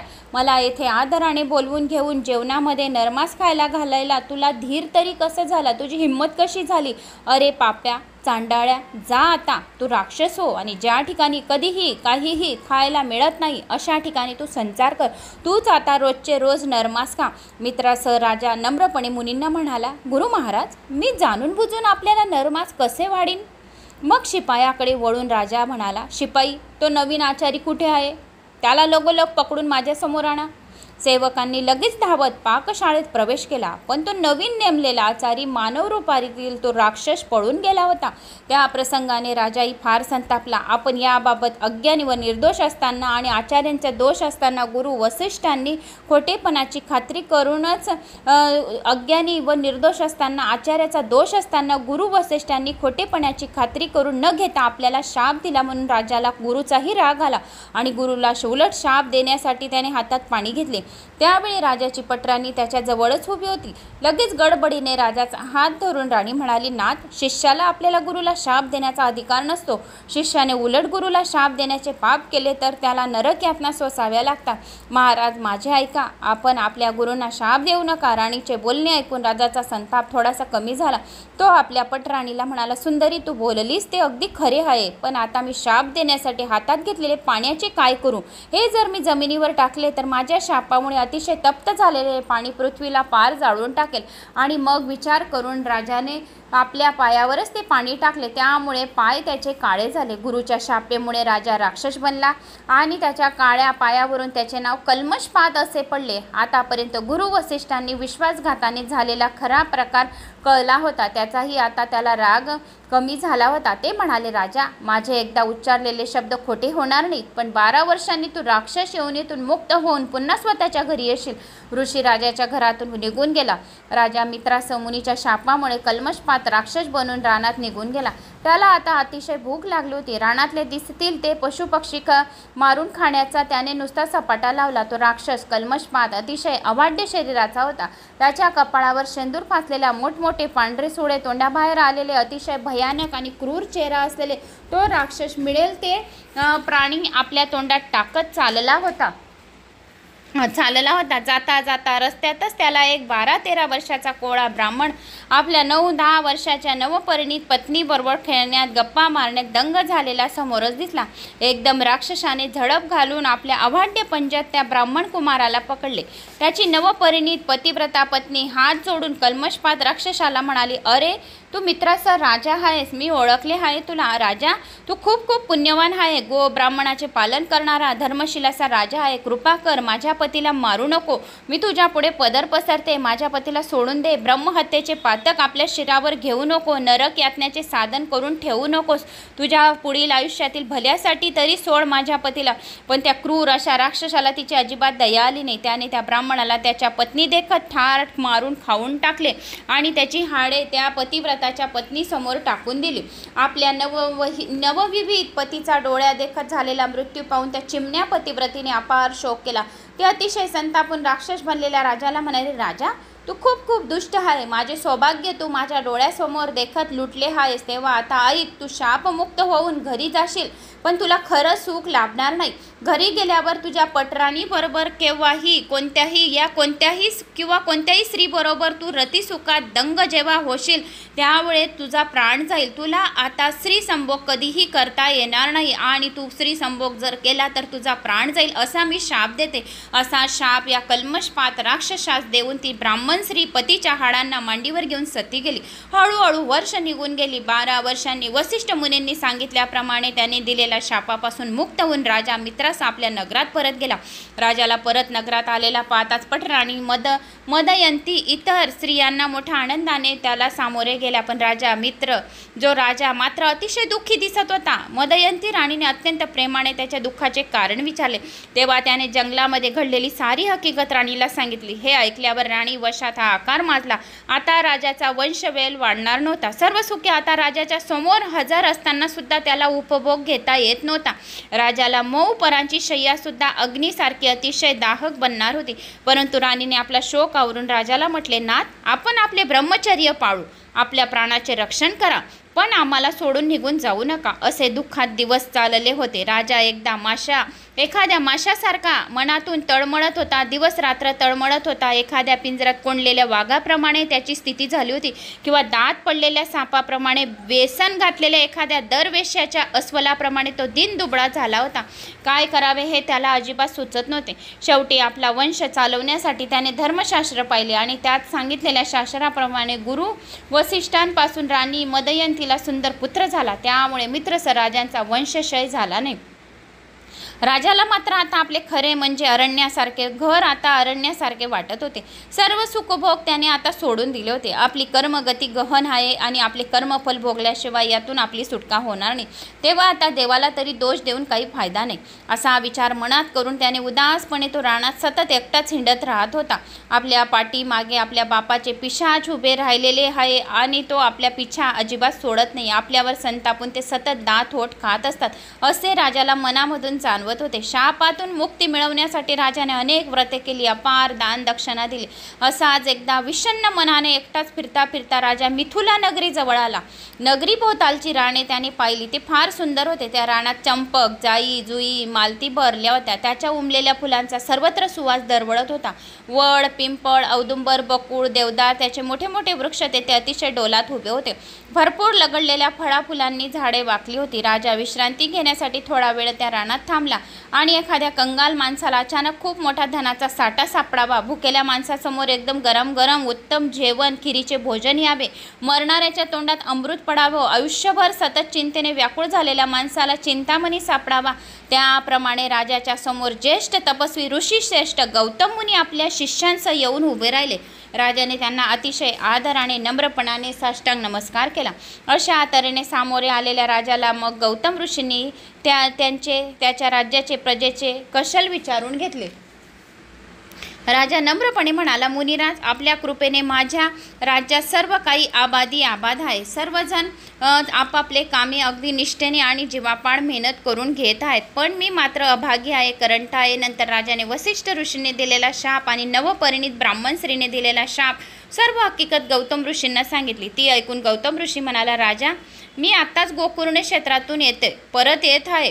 तेथे भगवान शंकर देवी पार्वतीसह ओंकार रूपाने वास्तव्य करीत आहे. भगवान विष्णूसुद्धा आपल्या प्रिय इंद्रेसह लक्ष्मणीसह तपश्चर्या करीत आहे. तेथील अप्रतिम अशी शोभा वर्णन करायचे सामर्थ्य तरी माझ्याकडे नाही, पण सर्व देवी देवता तेथे राहत आहे. गोकुर्णी क्षेत्रामध्ये सर्व देवी देवता, सर्व ऋषी इष्टदेवता प्रसन्न करण्यासाठी तप करीत आहे. नारद, तुंबर आणि शिवलीलांचे अतिशय आनंदाने सतत गायन करीत आहे. जो शिवलीला अमृताच्या कथा सतत वाचत असतो, त्याचे मोठी मोठी ब्रह्महत्येसारखी कथन वाचत असतो, श्रवण करत असतो, मोठी मोठी ब्रह्महत्येसारखी पातके नाहीसे होतात. ऋषींचा सारखा मंत्रघोष तिथे सुरू असतो. अप्सरा भान अर्पून नित्य करीत असतात. इंद्र, सूर्य, चंद्र, सर्वेचे इतर देवी देवता दाही दिशांचे रक्षण करण्यासाठी तेथे दक्ष अशा उभ्या आहेत. अशा अतिशय रम्य ठिकाणी श्री शंकर भवानी मातेसह तेथे राहत आहे. अष्टसिद्धी तेथे आहेत, अहोरात्री राबत आहेत. राजा, मी सुद्धा पुष्कळ काळ तेथेच राहत असतो. इतर क्षेत्रात लाखो वर्ष अतिशय उग्र अशी तपश्चर्या करत जे पुण्य प्राप्त होऊ शकत नाही, ते पुण्य गोकुर्णी क्षेत्रामध्ये केवळ एक दिवस तप केल्याने, गोकुर्णी क्षेत्रामध्ये ओम नमः शिवाय असे बोलल्याने त्याला खूप कोटी गुणा पुण्य फळाची प्राप्ती होते. अमावस्या, संक्रांत, सोमवार, प्रदोष, शिवरात्री, पर्वकाळी तेथे स्नान जर केले तर सर्व तीर्थांमध्ये स्नान केल्याचे महान पुण्य असे मिळते. लंकेचा महान राजा रावण, त्याच्या महान पराक्रमी असा भाऊ कुंभकर्ण आणि अतिशय सात्विक गुणांचा दुसरा भाऊ विभीषण यांनीही पूर्वी अनुष्ठाने गोकुर्णी क्षेत्रामध्ये केली होती. हे लिंग रावणाने कैलास पर्वतावरून येथे आणले असून स्वतः गणपतीने त्याची स्थापना त्या ठिकाणी गोकुर्णी क्षेत्रामध्ये केली आहे. त्या गोकुर्णी क्षेत्राची कथा अशी आहे, तर ती ऐका. रावणाची आई अतिशय धर्मपरायण स्त्री होती. शिवलिंगाची पूजा केल्याशिवाय तोंडात पाणी सुद्धा घालत नसे. 5 धान्याचे पीठ करून ती आपल्या घरीच एक शिवलिंग बनवीत असे आणि रावणाचे कल्याण व्हावे म्हणून रोज त्याची प्रार्थना करीत असे. पण एकदा तिने केलेले 5 धान्याचे शिवलिंग शत्रूंनी समुद्रात नेऊन टाकले. क्षणापासून रावणाच्या आईने अन्न पाणी घ्यायचे बंद करून दिले आणि मग त्याबरोबर रावण आपल्या आईला म्हणाला, आई, तू या असल्या साध्या लिंगासाठी उपास कशाला करत आहेस? थांब, मी स्वतः कैलास पर्वतावर जातो, भगवान शंकराचे खरे आत्मलिंग घेऊन येतो. आणि मग रावणाने उग्र तप सुरू केले. सारखा शिवलीलाचे गुणवर्णन आपल्या दाई तोंडांनी उघडून तो करू लागला. आपले शिर स्वतः आपल्याच हातांनी तोडून त्यातील शिरांचे तंतू वाद्याला जोडून ते वाजवीत रावण निष्ठेने एकसारखा शिवाचे गुणगान करीत होता. त्याची ती असीम अशी भक्ती पाहून शंकर प्रसन्न झाले आणि रावणाला म्हणाले, रावणा, मी तुझ्याबरोबर प्रसन्न झालेलो आहे, हवे ते वर माझ्याकडून माग. तेव्हा रावण भगवान शंकराला म्हणाला, शंकरा, मला तुमचे आत्मलिंग आणि या जगात सर्वात सुंदर असलेली एक स्त्री द्या. भोळा शंकर रावणाचे ते मागणे ऐकून लगेच तथास्तु म्हणाला आणि कोटी कोटी चंद्र सूर्य ज्याच्यावरून उडवून टाकावेत असे तेजस्वी आत्मलिंग अगदी सहजतेने त्याने रावणाच्या हातून दिले. वेद ज्याची स्तुती करतात, योग्य ज्याच्या ठायी असतात, आराम मिळतो, ज्याने ही सर्व चराचर सृष्टी निर्माण केली, लिंग आता रावणाच्या हाती आले. लिंग आपल्या हातात धरून रावण पुन्हा पुढे म्हणाला, शंकरा आता मला सुंदर स्त्री द्या. त्याबरोबर शंकर म्हणाले, अरे देवी, पार्वतीसारखी सुंदर स्त्री या जगात दुसरी कुठेही नाही. तिच्यासारखी एकमेव द्वितीय अशी तीच आहे. तिची प्रतिमा अगदी हुबेहूब तिच्यासारखी ब्रह्मदेवालाही पुन्हा करता येणार नाही. तेव्हा तू अर्पणाला तुझ्याबरोबर घेऊन जा. रावणाने शंकराची केलेली आज्ञा प्रमाणात मांडली. त्याप्रमाणे पार्वतीला आपल्या विशाल खांद्यावर घेऊन रावण परत निघाला. ते तेजस्वी आत्मलिंग रावणाने आपल्या उजव्या हातात घेतले होते. इकडे रावण लंकेकडे निघाला. तिकडे कैलासावर गणेश, कार्तिक स्वामी, नंदी सर्वजण शोक सागरात बुडाले. आपल्या प्रिय अशा धर्मपत्नीला देऊन टाकणाऱ्या भोळ्या साम सदाशिवाला काय म्हणावे हे काही कळत नव्हते. रावणाबरोबर जाताना भवानी विष्णूचे सारखे स्मरण करीत होती. हे विष्णू, हे लक्ष्मीपती, आता तूच मला या संकटामधून सोडव. ती अतिशय करुण अशी प्रार्थना ऐकून वैकुंठातून विष्णूचे आसन एकदम हलले आणि लगोलग एका ब्राह्मणाचे रूप घेऊन रावणासमोर येऊन प्रकट झाले. रावणाच्या खांद्यावर असलेल्या भवानीकडे पाहत पाहत हसत हसत विष्णू रावणाला म्हणाला, हे रावणा, ही असली जगातील सर्वात कुरूप स्त्री तुला कुठे मिळाली आणि तू तिला आपल्या खांद्यावर बसवून घाईघाईने एवढ्या कुठे निघाला आहेस? रावण विष्णूच्या ब्राह्मण रूपाकडे उपेक्षेने पाहत म्हणाला, ही कुरूप स्त्री आहे. अरे ही खुद भगवान शंकराची भवानी आहे, जगत सुंदरी आहे. भगवान शंकरांनी त्रैलोक्य सुंदरी मला त्यांच्या स्वइच्छेने दिली आहे. वेडा रे वेडा, तू खरंच वेडा आहेस. अरे ज्या स्त्रीला खांद्यावरून उतरून खाली ठेव, तिच्याकडे जरा नीट बघ आणि मग मला सांग, तू म्हणतोस ते खरे आहे का? हे ऐकून रावणाने आपल्या खांद्यावरून अर्पणेला, पार्वती मातेला, भवानीला उतरून ठेवले. देवीने आपले रूप बदलले. अत्यंत कुरूप भुवया, आठ्या वृद्ध, गाल पार आत बसले, तोंडात दात नाही अशी ती म्हातारी पाहून रावण तर चकित झाला. आता रावणाकडे पाहून ब्राह्मण गदागदा हसू लागला. त्यामुळे रावणाने शंकराकडे आणलेल्या त्या स्त्रीला तेथेच सोडून दिले आणि तो पुन्हा शंकराकडे गेला. भगवान, तुम्ही मला अशी कुरूप अमंगळ अशी स्त्री अर्पणा म्हणून दिलीत. शोभलं का तुम्हाला असं करणं? मला का फसवलं? तेव्हा शंकर म्हणाले, अरे रावणा, खरं तर मी तुला त्रैलोकी सुंदरी अर्पणाच दिली होती रे. अरे वेड्या, ती पार्वती म्हणजे माया आहे. ती तुला कधी आपल्याजवळ सांभाळू शकला नसतास. मायेचा पसारा अनंत, ब्रह्मांडहूनही फार फार मोठा आहे. इकडे विष्णूंनी पार्वतीला ज्या ठिकाणी रावणाने खांद्यावरून उतरवून ठेवले होते तेथे भद्रकाली देवी म्हणून तिची स्थापना केली आणि माता म्हणून तिला नम्रपणे वंदन केले. शंकराने रावणाची कशीबशी समजूत घातली. नंतर आपल्या अंगाच्या मळापासून एक सुंदर पुतळी निर्माण केली आणि रावणाला सांगितले, हे रावणा, माझा कृपाप्रसाद असलेली सुंदर मंदोदरी या नावाने मयासुराच्या पोटी जन्म घेईल. तिच्यासारखी लावण्यवती, सुकुमार, पतिव्रता स्त्री शोधूनही जगात सापडणार नाही आणि ती उपवर होताच मयासूर मोठ्या आनंदाने तुला मंदोदरी अर्पण करेल. तसेच विवाह करून देऊन विधियुक्त कन्या दान करेल. याशिवाय एक शक्ती तुला आंदण म्हणून देईल. कोणत्याही अतिबलाढ्य शत्रूवरती शक्ती फेकलीस तर शत्रू जागच्या जागी ठार होईल.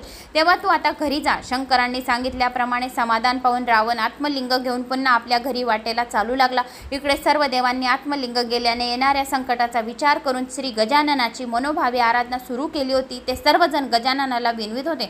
ते दिव्य आत्मलिंग रावणाच्या हातून बुद्धी चातुर्याने काढून घेऊन इकडे ते आत्मलिंग देताना भगवान शंकरांनी रावणाला सांगितले होते, हे लिंग तुला जेथे स्थापन करायचे आहे तेथेच ठेवजो. खाली ठेवू नको, मध्ये कुठे खाली ठेवू नको. जर कुठे ठेवली तर तेथेच कायमची राहील. तू पक्के लक्षात ठेव.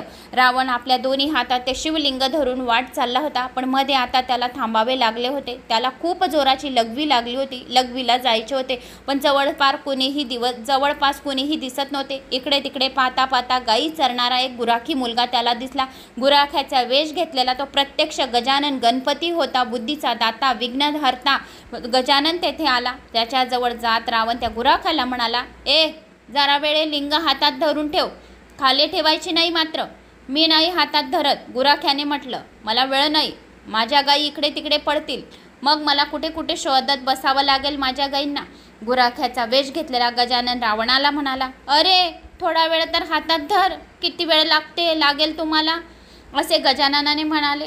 किती वेळ लागेल तुम्हाला? गुराख्याने सहजतेने विचारले. अरे मी लघवी करून लगेच येतो. रावण म्हणाला, हे पा, मी जास्त वेळ थांबणार नाही. मी तुम्हाला फक्त 3 वेळा हाका मारीन. तेवढ्या वेळा तुम्ही जर आला नाही तर हे लिंग मी येथेच खाली ठेवून देईन, असे गुराख्याने रावणाला सांगितले. रावणाला आता थोडा वेळ अजिबात धीर निघत नव्हता. त्याने न बोलता केवळ मानेनेच होकार देऊन दिला. थोडासा केवळ आजूबाजूला जाऊन बसला. गजानन म्हणजे भगवान शंकराचा लाडका मुलगा. गणपती म्हणजे प्रत्यक्ष बुद्धीचे देवता. हातात विनेयास परत आलेले दिव्यलिंग थोडी तो रावणाला परत देणार होता. तो रावणाकडे परत मिळवण्यासाठी तर हा सारा खटपट केला होता. गजाननाला लांबून बसलेला रावण चांगला स्पष्ट दिसत होता. एक घटका पूर्ण झाली. गजाननाने हाका मारली, रावणा, त्या पहा बरं, माझ्या गाई राणेमाळ गेल्या. आपले हे लिंग तू परत घेऊन जा. रावणाने हात वर करून त्याला आणखी थोडं थांब असे म्हटले, पण आता दुसरी घटका भरली. पण पुन्हा गजाननाने पुन्हा आरोळी मारली आणि रावणाला लवकर येऊन लिंग घेण्यास सांगितले. पण आज काय झाले कुणास ठाऊक. त्याला लवकर काय, पण इतका वेळ लगविला की त्याला उठताच येईना. 3 घटका भरल्या. गजाननाने पुन्हा रावणाला तिसरी शेवटची हाक मारली. रावण जोपर्यंत परत लिंग घेण्यास आला, हातातले आत्मलिंग जमिनीवर गुराख्याने ठेवून दिले. ते पाहताच हातपाय धुवून शुद्ध न होता रावण ते धावत आला आणि ते लिंग जमिनीवरून उचलण्याचा प्रयत्न करू लागला. पण ती सहजतेने उचलता आले नाही, म्हणून मग आपली सारी शक्ती त्याची खर्च झाली. पण लिंग आता पृथ्वीचा एक भाग झाली होती. रेसभर सुद्धा जागच्या जागी हल्ले नाही, वर आले नाही, बाजूला सरले नाही. रावण या नादात असताना गुराख्याच्या वेशात तेथे आलेला गजानन गुप्त झाला. त्याच्या चरत असलेल्या गायी जमिनीत शिरत लावल्या. रावणाने गायी पाहिल्या आणि गायी धरण्याचा प्रयत्न केला. तेव्हा लपता एका गायीचा कान रावणाच्या हातात सापडला. रावणाने त्या गायीचा कान धरून वर ओढण्याचा आपल्या पूर्ण शक्तीने प्रयत्न केला, पण त्याला काही जमले नाही. मग नाईलाजाने झाल्यामुळे रावणाने तेथे श्री शंकराची पूजा केली. तेव्हापासून त्या क्षेत्राला गोकुर्णी महाबळेश्वर असे नाव पडले. त्या रावणाची आईही रोज तेथे त्या आत्मलिंगाची गोकुर्णी क्षेत्रामध्ये पूजा करीत असे. भगवान शंकराचे मुख्य आत्मलिंग जे आहे ते गोकुर्णी क्षेत्रामध्ये आहे. सर्वांना ही जाणीव होती आणि जाणीव करून घेणे आणि माहिती घेणे गरजेचे आहे. त्यामुळे देवी, ऋषी, यक्ष, गंधर्व सर्वजण देवी देवता गोकुर्णी क्षेत्रामध्ये श्री शंकराची आराधनेने पूजा करत असतात. रावणासुद्धा त्यानंतर आपल्या बंधूसह गोकुर्णी महाबळेश्वरला अनुष्ठान केले होते. त्यामुळे प्राप्त झालेल्या शक्तीमुळे त्यांना देवांना जिंकून आपल्या घरी कामाला लावले होते. पुढे भगवान शंकरांनी रावणास सांगितल्याप्रमाणे मयासुराने आपली कन्या मंदोदरीला रावणाला दिली. त्याबरोबर रावणाला अमोघ शक्तीही दिल्या. त्या विवाहामधून रावणाचा वंश वाढला. त्याचा 1,00,000 पुत्र आणि 1,25,000 नातू झाले. इंद्रजितासारखा अतिशय पराक्रमी पुत्र मंदोदरीने दिला होता. अनुष्ठानामुळे त्याला अपार संपत्ती, अपार सत्ता प्राप्त झाली होती. राजा अशा या गोकुर्णी महाबळेश्वर क्षेत्राचे वर्णन जो कोणी ऐकतो, श्रवण करतो, वाचतो, कोणाला सांगतो, कोणाला शेअर करतो, त्याचे 7 जन्माचे पापे नाहीसे होऊन त्याला कोटी पुण्यफळाची प्राप्ती होते. कैलासाला एक फेरी मारल्याची पुण्यफळाची प्राप्ती होते. स्वतः हर साम सदाशिवाचा त्याच्यावर आशीर्वाद राहतो. आणि गोकुर्णी क्षेत्रामध्ये पुण्य केल्याचे, स्नान केल्याचे पुण्यफळाची कथा ऐकणाऱ्यास मिळते असे ऋषी मुनींनी राजाला सांगितले. आणि मग ब्रह्मदेवाला जे काही सांगायचं होते शक्य झाले नाही ते शंकराने करून पाठवले. असे हे कथा होती. महाबलेश्वर क्षेत्राचे वर्णन सुरसतेने ब्रह्मदेवाला सुद्धा करणे शक्य झाले नाही. ते आणखी मी काय करणार, पण आता तुला मिथुरेश्वर एक यज्ञ होणार आहे, म्हणून आम्ही तिकडे जाण्यासाठी घाईघाईने गोकुर्णी क्षेत्रातून येत असताना एक अतिशय अद्भुत गोष्ट पाहिली. काय पाहिले ते कृपया मला सविस्तर सांगा, असे राजाने उत्सुकतेने विचारले. राजा, ती कथा अशी आहे तर ती नीट ऐक. आम्ही सर्वजण एका वृक्षाच्या मोठ्या दाट सावलीत बसलो होतो. तेव्हा आमच्यापासून जवळ एक शूद्र स्त्री पडलेली आम्हाला दिसली. तिला सर्व अंगाला महारोग झाला होता. सर्व अंगभर रोगाचे चट्टे उमटले होते. जखमातून खूप तिच्या शरीरातून किडे वळवळत होते. तिच्या अंगाची सर्वत्र भयंकर दुर्गंधी येत होती. हातपायाची बोटं पार जोडून गेली होती. तोंडातली सर्व दात पडून गेले होते. कान बहिरे झाले होते. जन्मापासून ती आंधळी होती. अंगावर अजिबात मांस नव्हते. अंगावर किडे वळवळत होते. अंगावरील वस्त्राची तिला शुद्धी नव्हती. ती धुळीने अस्तव्यस्त लोळत होती. तिच्याकडून बघून आम्हाला खूप वाईट वाटले. पूर्वजन्माची पातकेमुळे तिला हे सर्व काही मिळाले होते. तिला आताच्या या जन्मात तिला हे सर्व पाप छळत होती. तिचा मरणकाळ आता जवळ आला होता. ती सहज वर पाहिले. भगवान शंकराचे विमान आकाशातून खाली उतरून त्या स्त्रीला घ्यायला आले.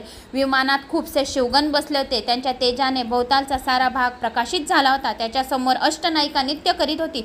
गाण्याचे मधुर स्वर कानावर पडत होते. विमान खाली आल्यावर मी विमानातून आलेल्या शिवगणांना विचारले, आपण कोणाचा उद्धार करण्यासाठी येथे आला आहोत? तेव्हा ते शिवदूत म्हणाले, आम्ही या चांडाळीन स्त्रीचा, इथे धुळीमध्ये लोळत असलेल्या, तिच्या शरीरावर किडे वळवळ करत असलेल्या स्त्रीला कैलासावर नेण्यासाठी आम्ही आलेलो आहोत. साक्षात भगवान शंकरांनी आम्हाला इथे पाठवले आहे.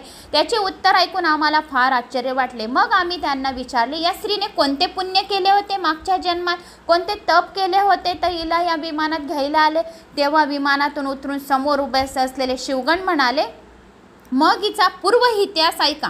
कैकई नावाचा एक ब्राह्मण होता. त्याला सुमित्रा नावाची एक अतिशय सुंदर मुलगी होती. तिला आपल्या सौंदर्याचा फार गर्व होता. तिच्या अंगी भलता मोठा ताठा होता, कुणालाही विचारित नसे. सुमित्रा बालविधवा होती. तारुण्य अवस्थेत आल्यावर तिला आपले ब्रह्मचर्य पाळणे जमले नाही. तिने तारुण्याच्या नशेमध्ये धुंद होऊन पुरुषाबरोबर रतिक्रीडा करत, संबंध करत तिला कसलीच खंत वाटत नसे. काही दिवस असे निघून गेले. सुमित्रेला दिवस गेले हे कळता तिच्या बापाने तिला घराबाहेर घालून दिले. वडिलांच्या घराबाहेर पडल्यानंतर फिरता फिरता तिला एक शूद्र तरुण मिळाला.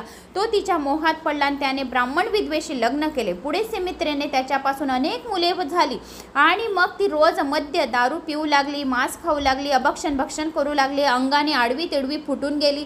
एकदा तिचा नवरा शेतात कामाला गेला असताना दारूच्या धुंदीत सुमित्रेने एक बकरा समजून एक गायीचे वासरू कापून टाकले आणि बिचारे आपल्या जीवाच्या आकांताने ओरडत होते, पण गायी हंबरत होत्या. पण तिच्या त्या हंबरण्याकडे तिचे मुळीच लक्ष नव्हते. त्या मृत वासराला सुमित्रेने आपल्या स्वयंपाकघरात आणले. तोपर्यंत तिच्यावरील दारूचा अंमल, जो नशा होता, तो उतरून गेला. आपण नशेच्या धुंदीमध्ये गायूचे वासरू मारून टाकले हे तिला बघताच फार वाईट वाटले आणि मग त्यानंतर तिने शिव शिव, न कळत तिच्या तोंडातून शिव शिव हे 2 शब्द निघून गेले. किती वाईट गोष्ट झाली. शिव शिव असे तिला म्हणून तिने पश्चाताप केला. तरीही तिने वासराचे मांस खाल्ले, राहिलेले बाकीचे मांस टाकून दिले आणि वाघाने वासरू मारले अशी बोंबाबोंब केली. शेवटी तिचे आयुष्य संपता सुमित्रा मृत्यू पावली. यमदूतांनी तिला नरकात ढकलले. तिला खूप छळ केला. तिच्या खूप तापलेल्या जमिनीवर झोपवले. तापून लाल लाल झालेल्या लोखंडी खांबाला मिठी मारायला लावल्यानंतर यमराजाने चित्रगुप्ताला विचारले, हिच्या पदरी काही पुण्य आहे का? असे यमराजाने चित्रगुप्ताला विचारले. चित्रगुप्ताने सांगितले, शिव शिव असे म्हणून हिने गायीच्या वासरूला मारल्याबद्दल हिला पश्चाताप झाला. त्यानंतर हिने दुःख व्यक्त केले. फक्त पुऱ्या आयुष्यभरात हिने 2 शब्द शिव शिव एवढे पुण्य हिच्या पदरी जमा आहे. नंतर यमराजाने तिला मृत्यूलोकात मानवी जन्मामध्ये शूद्र जन्मात लोटून दिले. जन्मात ती आंधळी झाली. कायम आपल्या विष्ठेत लोळत होती. तिच्या आईबापांनी तिच्या अगदी लहानपणे वारले. हातात काठी घेऊन गावी आपल्या उपजीविकेसाठी हिंडू लागली. एकदा महाशिवरात्रीला लोकांची दिंडी गोकुर्णी महाक्षेत्राला निघाली आणि चांडाळीन अशा अवस्थेत यात्रेत सामील झाली होती. सर्वांच्या बरोबर चालत होती, पण ती गोकुर्णी महाबळेश्वरला आली आणि तेथील भद्रकालीच्या देवळाजवळ रस्त्यात पडून राहिली.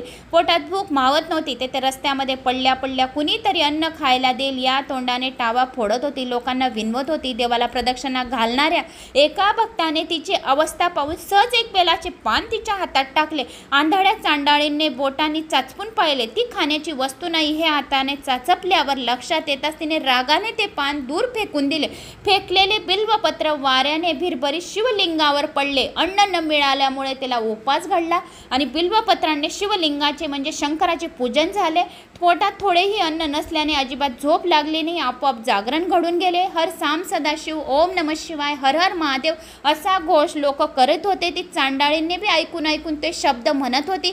तर ती चांडाळीन आहे असे सांगून शिवदूतांनी चांडाळींना हात धरून उठून बसवले. शिवगणाचा तिला स्पर्श झाला. त्याबरोबर तिला दिव्य रूप प्राप्त झाले. आपली पूर्वजन्माची पातके आता तिला पुन्हा आठवू लागली. त्याबद्दल ती सारखा पश्चाताप करू लागली. पश्चातापाने ती पावन झाली आणि शंकराचे नामस्मरण करू लागली. अतिपुण्यशयाने शिवपदाला जाऊन पोचली. ती शूद्र चांडाळीन खूप भाग्यवंत आहे असे म्हणायला हवे. राजा मित्रासह गौतम ऋषी म्हणाला. तेव्हा गौतम ऋषी राजा मित्रासह म्हणाले, होय राजा, गोकुर्णी क्षेत्र महाबळेश्वर क्षेत्र आहे. जो कोणी ही कथा ऐकून घेईल तरी त्याचे पापे नाहीसे होतील. 7 जन्माचे दुःख दारिद्र्य नाहीसे होतील. एवढे गोकुर्णी महाबळेश्वर क्षेत्राचे पावन पूजन आहे. भजन पूजन जागरण आपोआप घडल्यामुळे ती स्त्री उद्धारून गेली. तर आपला सुद्धा उद्धार होईल हे खरोखर आहे. म्हणून तूही आता या क्षेत्री जा, तेथे राहून पार्वती परमेश्वराची मनोभावे पूजा कर, तुलाही मुक्ती मिळेल निश्चित. एवढे बोलून जनक राजाने आरंभलेल्या यज्ञासाठी गौतम मुनी घाईघाईने पुढे मिथिला नगरीला निघून गेले. गौतम ऋषींनी सांगितल्याप्रमाणे राजा मित्रासह लगेच गोकर्णी क्षेत्री जाण्यासाठी निघाले आणि शिवरात्रीला उपवास व जागरण करून त्याने दिव्य अशा शिवलिंगाची मनोभावे रुद्राभिषेक करून त्यामुळे शंकर राजा मित्रासह यांच्यावर प्रसन्न झाला. त्याने रुद्राभिषेक तेथे केला आणि शंकर राजावर प्रसन्न झाला. शंकरांनी राजाकडे कृपादृष्टीने पाहताच त्याच्या हातून घडलेले ब्रह्महत्येचे पातक नाहीसे झाले. त्यामुळे राजा निर्दोष झाला. जो कोणी ही कथा ऐकतो त्याचे ब्रह्महत्यके सारखे पातके दूर होतात, नष्ट होतात आणि निर्दोष होता तो व्यक्ती. त्यामुळे मग कैलास पर्वतावर जाऊन राजाने नेण्यासाठी आकाशातून अतिशय दिव्य विमान खाली आले. विमानात अतिशय तेजस्वी शिवगण बसले होते. सर्वत्र सुगंध दरवळत होता. मंगल अशी वाद्य वाजत होती. स्वर्गीय पुष्पाचा आकाशातून विमानावर राजावर वर्षाव होत होता. शिवगण राजाजवळ आले. त्यांनी राजाला स्पर्श केल्याबरोबर मित्रासह राजाला दिव्य देह प्राप्त झाला. मग त्या राजा सर्व शिवगणांसह विमानात बसून त्याला मिरवत कैलास पर्वतावर शिवपदापाशी आणले आणि त्या शंकराचे त्याला दर्शन होताच मित्रासह राजाला मुक्ती मिळाली. तो शंकर स्वरूपात विलीन झाले. जेथे मित्रासह राजाला शंकराच्या कृपेने मुक्ती मिळाली असे गोकर्णी महाबळेश्वर क्षेत्राची कथा. हे महात्मे फार मोठे अगाध आहे. एक शिव कैलासावर फेरी मारल्याचे पुण्यफळाची प्राप्ती होते. गोकर्णी क्षेत्रामध्ये स्नान केल्याची पुण्यफळाची प्राप्ती होते. शंकराचे कळत न कळत नामस्मरण आणि कथा श्रवण करणाऱ्याला सुद्धा भुक्तिमुक्ती प्राप्ती होते आणि कळत न कळत पूजा करणाऱ्याला शंकर कधीही विसरत नाही. अशी ही गोकर्णी क्षेत्राची महाबळेश्वरची कथा होती. तर मित्रांनो, मला अशी आशा आहे की तुम्हाला माझी ही कथा आवडली असेल. आवडल्यास एक लाईक करा, चॅनलला सबस्क्राईब करा. कुठून कोणत्या गावाहून तुम्ही माझा हा व्हिडिओ ऐकत आहात आपल्या गावाची कमेंट्स नक्की करा. जय श्री महाकाल. शेअर करायला विसरू नका. शालिनी भक्तिसागर कथा हे पण माझं चॅनल आहे, त्या चॅनलला पण सबस्क्राईब करा. आणि तुम्ही कोणत्या गावाहून माझी ही कथा ऐकत आहात आपल्या गावाचं प्राउडअप करून कथा नक्की ऐका आणि गावाची कमेंट्स नक्की करा आणि माझा आत्मविश्वास पण वाढवा. जय श्री महाकाल. आज आपण या व्हिडिओच्या माध्यमाने ऐकणार आहोत शिवलीला अमृताची चौथी कथा.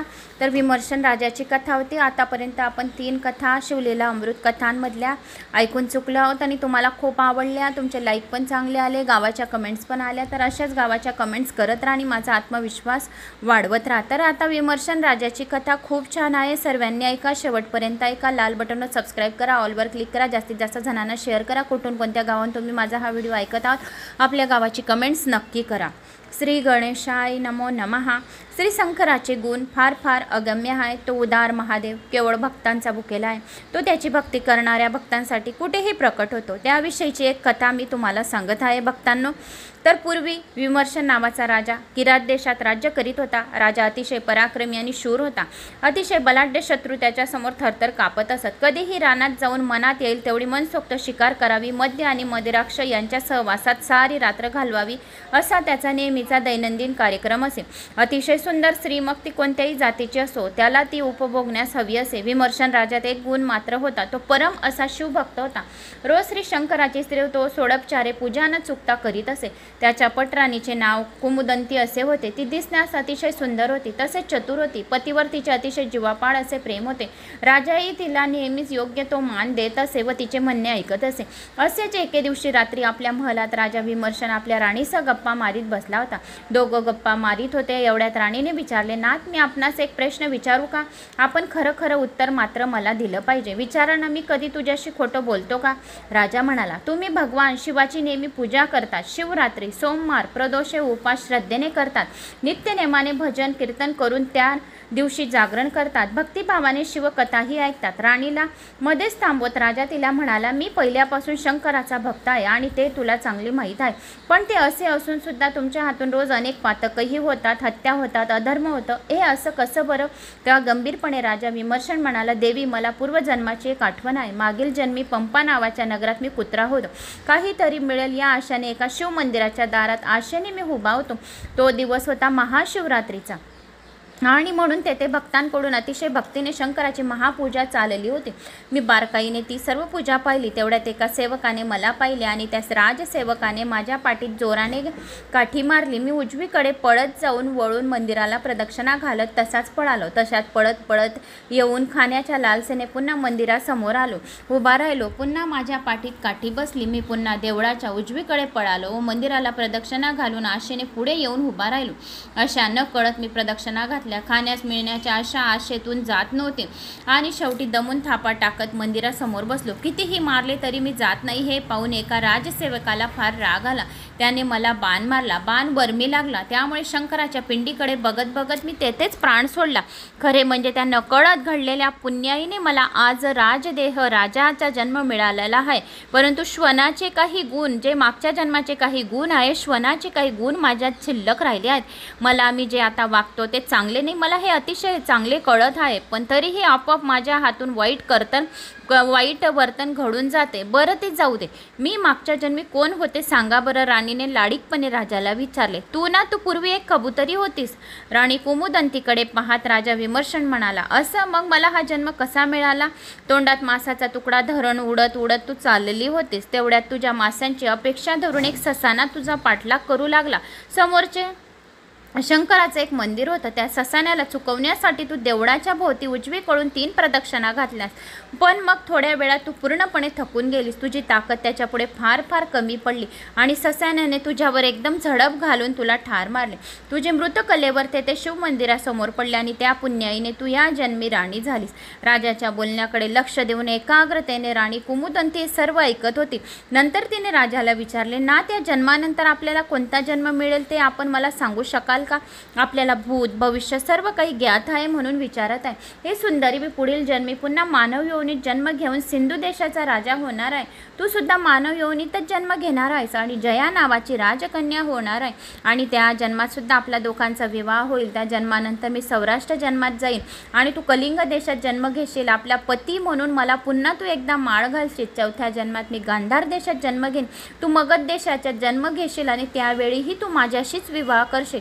5व्या जन्मात मी अवंतीचा राजा होईन. तू दार्श राजाची कन्या होऊन माझी प्रिय पत्नी होशील. 6व्या जन्मात मी अनार्धधिपती होऊन आणि तू ययाती राजाची अतिशय सुंदर गुणवान मुलगी म्हणून जन्म घेशील. त्या जन्मात सुद्धा आपला विवाह होईल. 7व्या जन्मात मी पांड्य राजा होईन आणि तू पदम राजकन्या वसुमती होशील आणि माझी सहचरणी होशील. त्या जन्मात मी अपार अशी कीर्ती संपादन करीन. मी पराक्रमाने धर्म वाढवीन. बलाढ्य अशा शत्रूचा पराभव करीन. नेहमी शिवभजनात रंगून जाईल. मला वार्धक्य प्राप्त झाल्यानंतर वानप्रस्थाश्रम स्वीकार करून पुत्राला राज्य देऊन मी तप करण्यासाठी मी वनात जाईन. त्यावेळी मी श्वैपथाची दीक्षा घेऊन आणि या जन्मातील मृत्यूनंतर मला तुझ्यासह कैलास पर्वतावर भगवान शंकराच्या पायाशी गावन असे स्थान मिळेल. राणीला राजाने सांगितलेले सर्व ऐकून फार आनंद झाला. तिने शंकराला मनोभावे नमस्कार केला. मनात प्रार्थना केली. शौनिक व इतर ऋषींनी कथा सांगता सांगता सूत म्हणाले. तेव्हा विमर्शन राजाने सांगितल्याप्रमाणे सर्व जन्म घेऊन शेवटी राजा अप्राय आणि अक्षय अशा शिवपदापाशी गेला.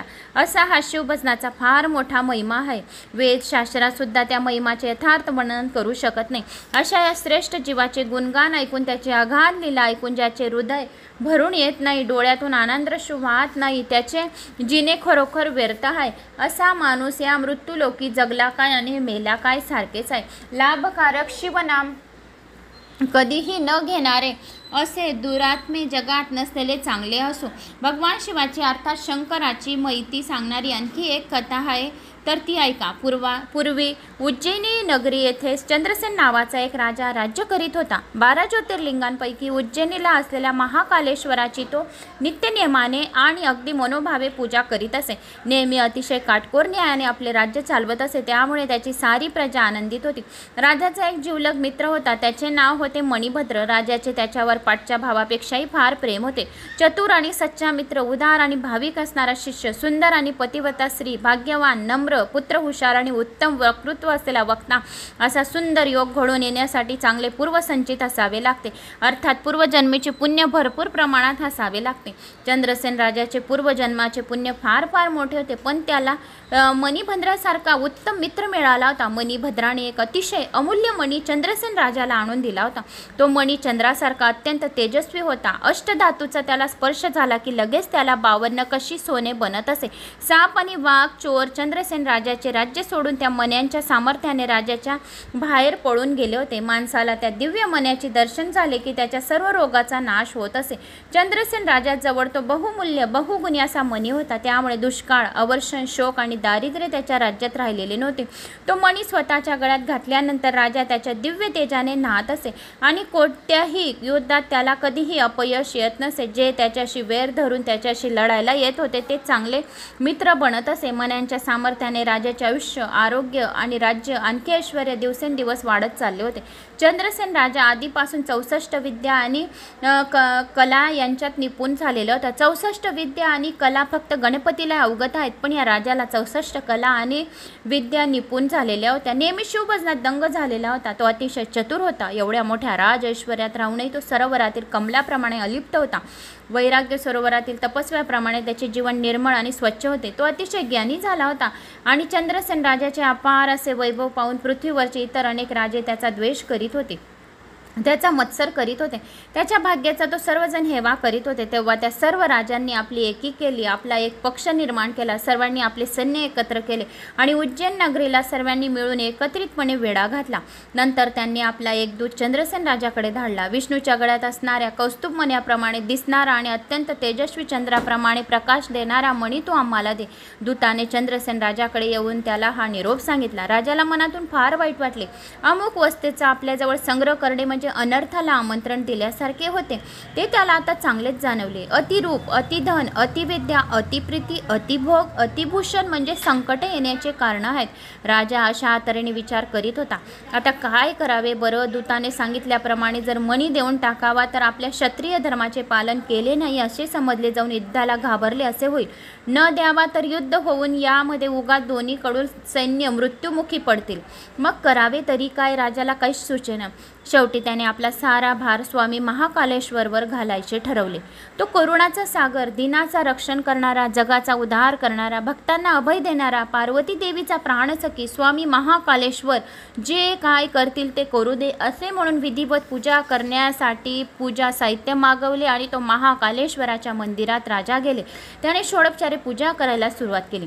आपल्या मनातील सर्व चिंता दूर सोडून चंद्रसेन राजा महाकालेश्वराचे मंदिरामध्ये भगवान शंकराची पूजा मनोभावे करू लागला.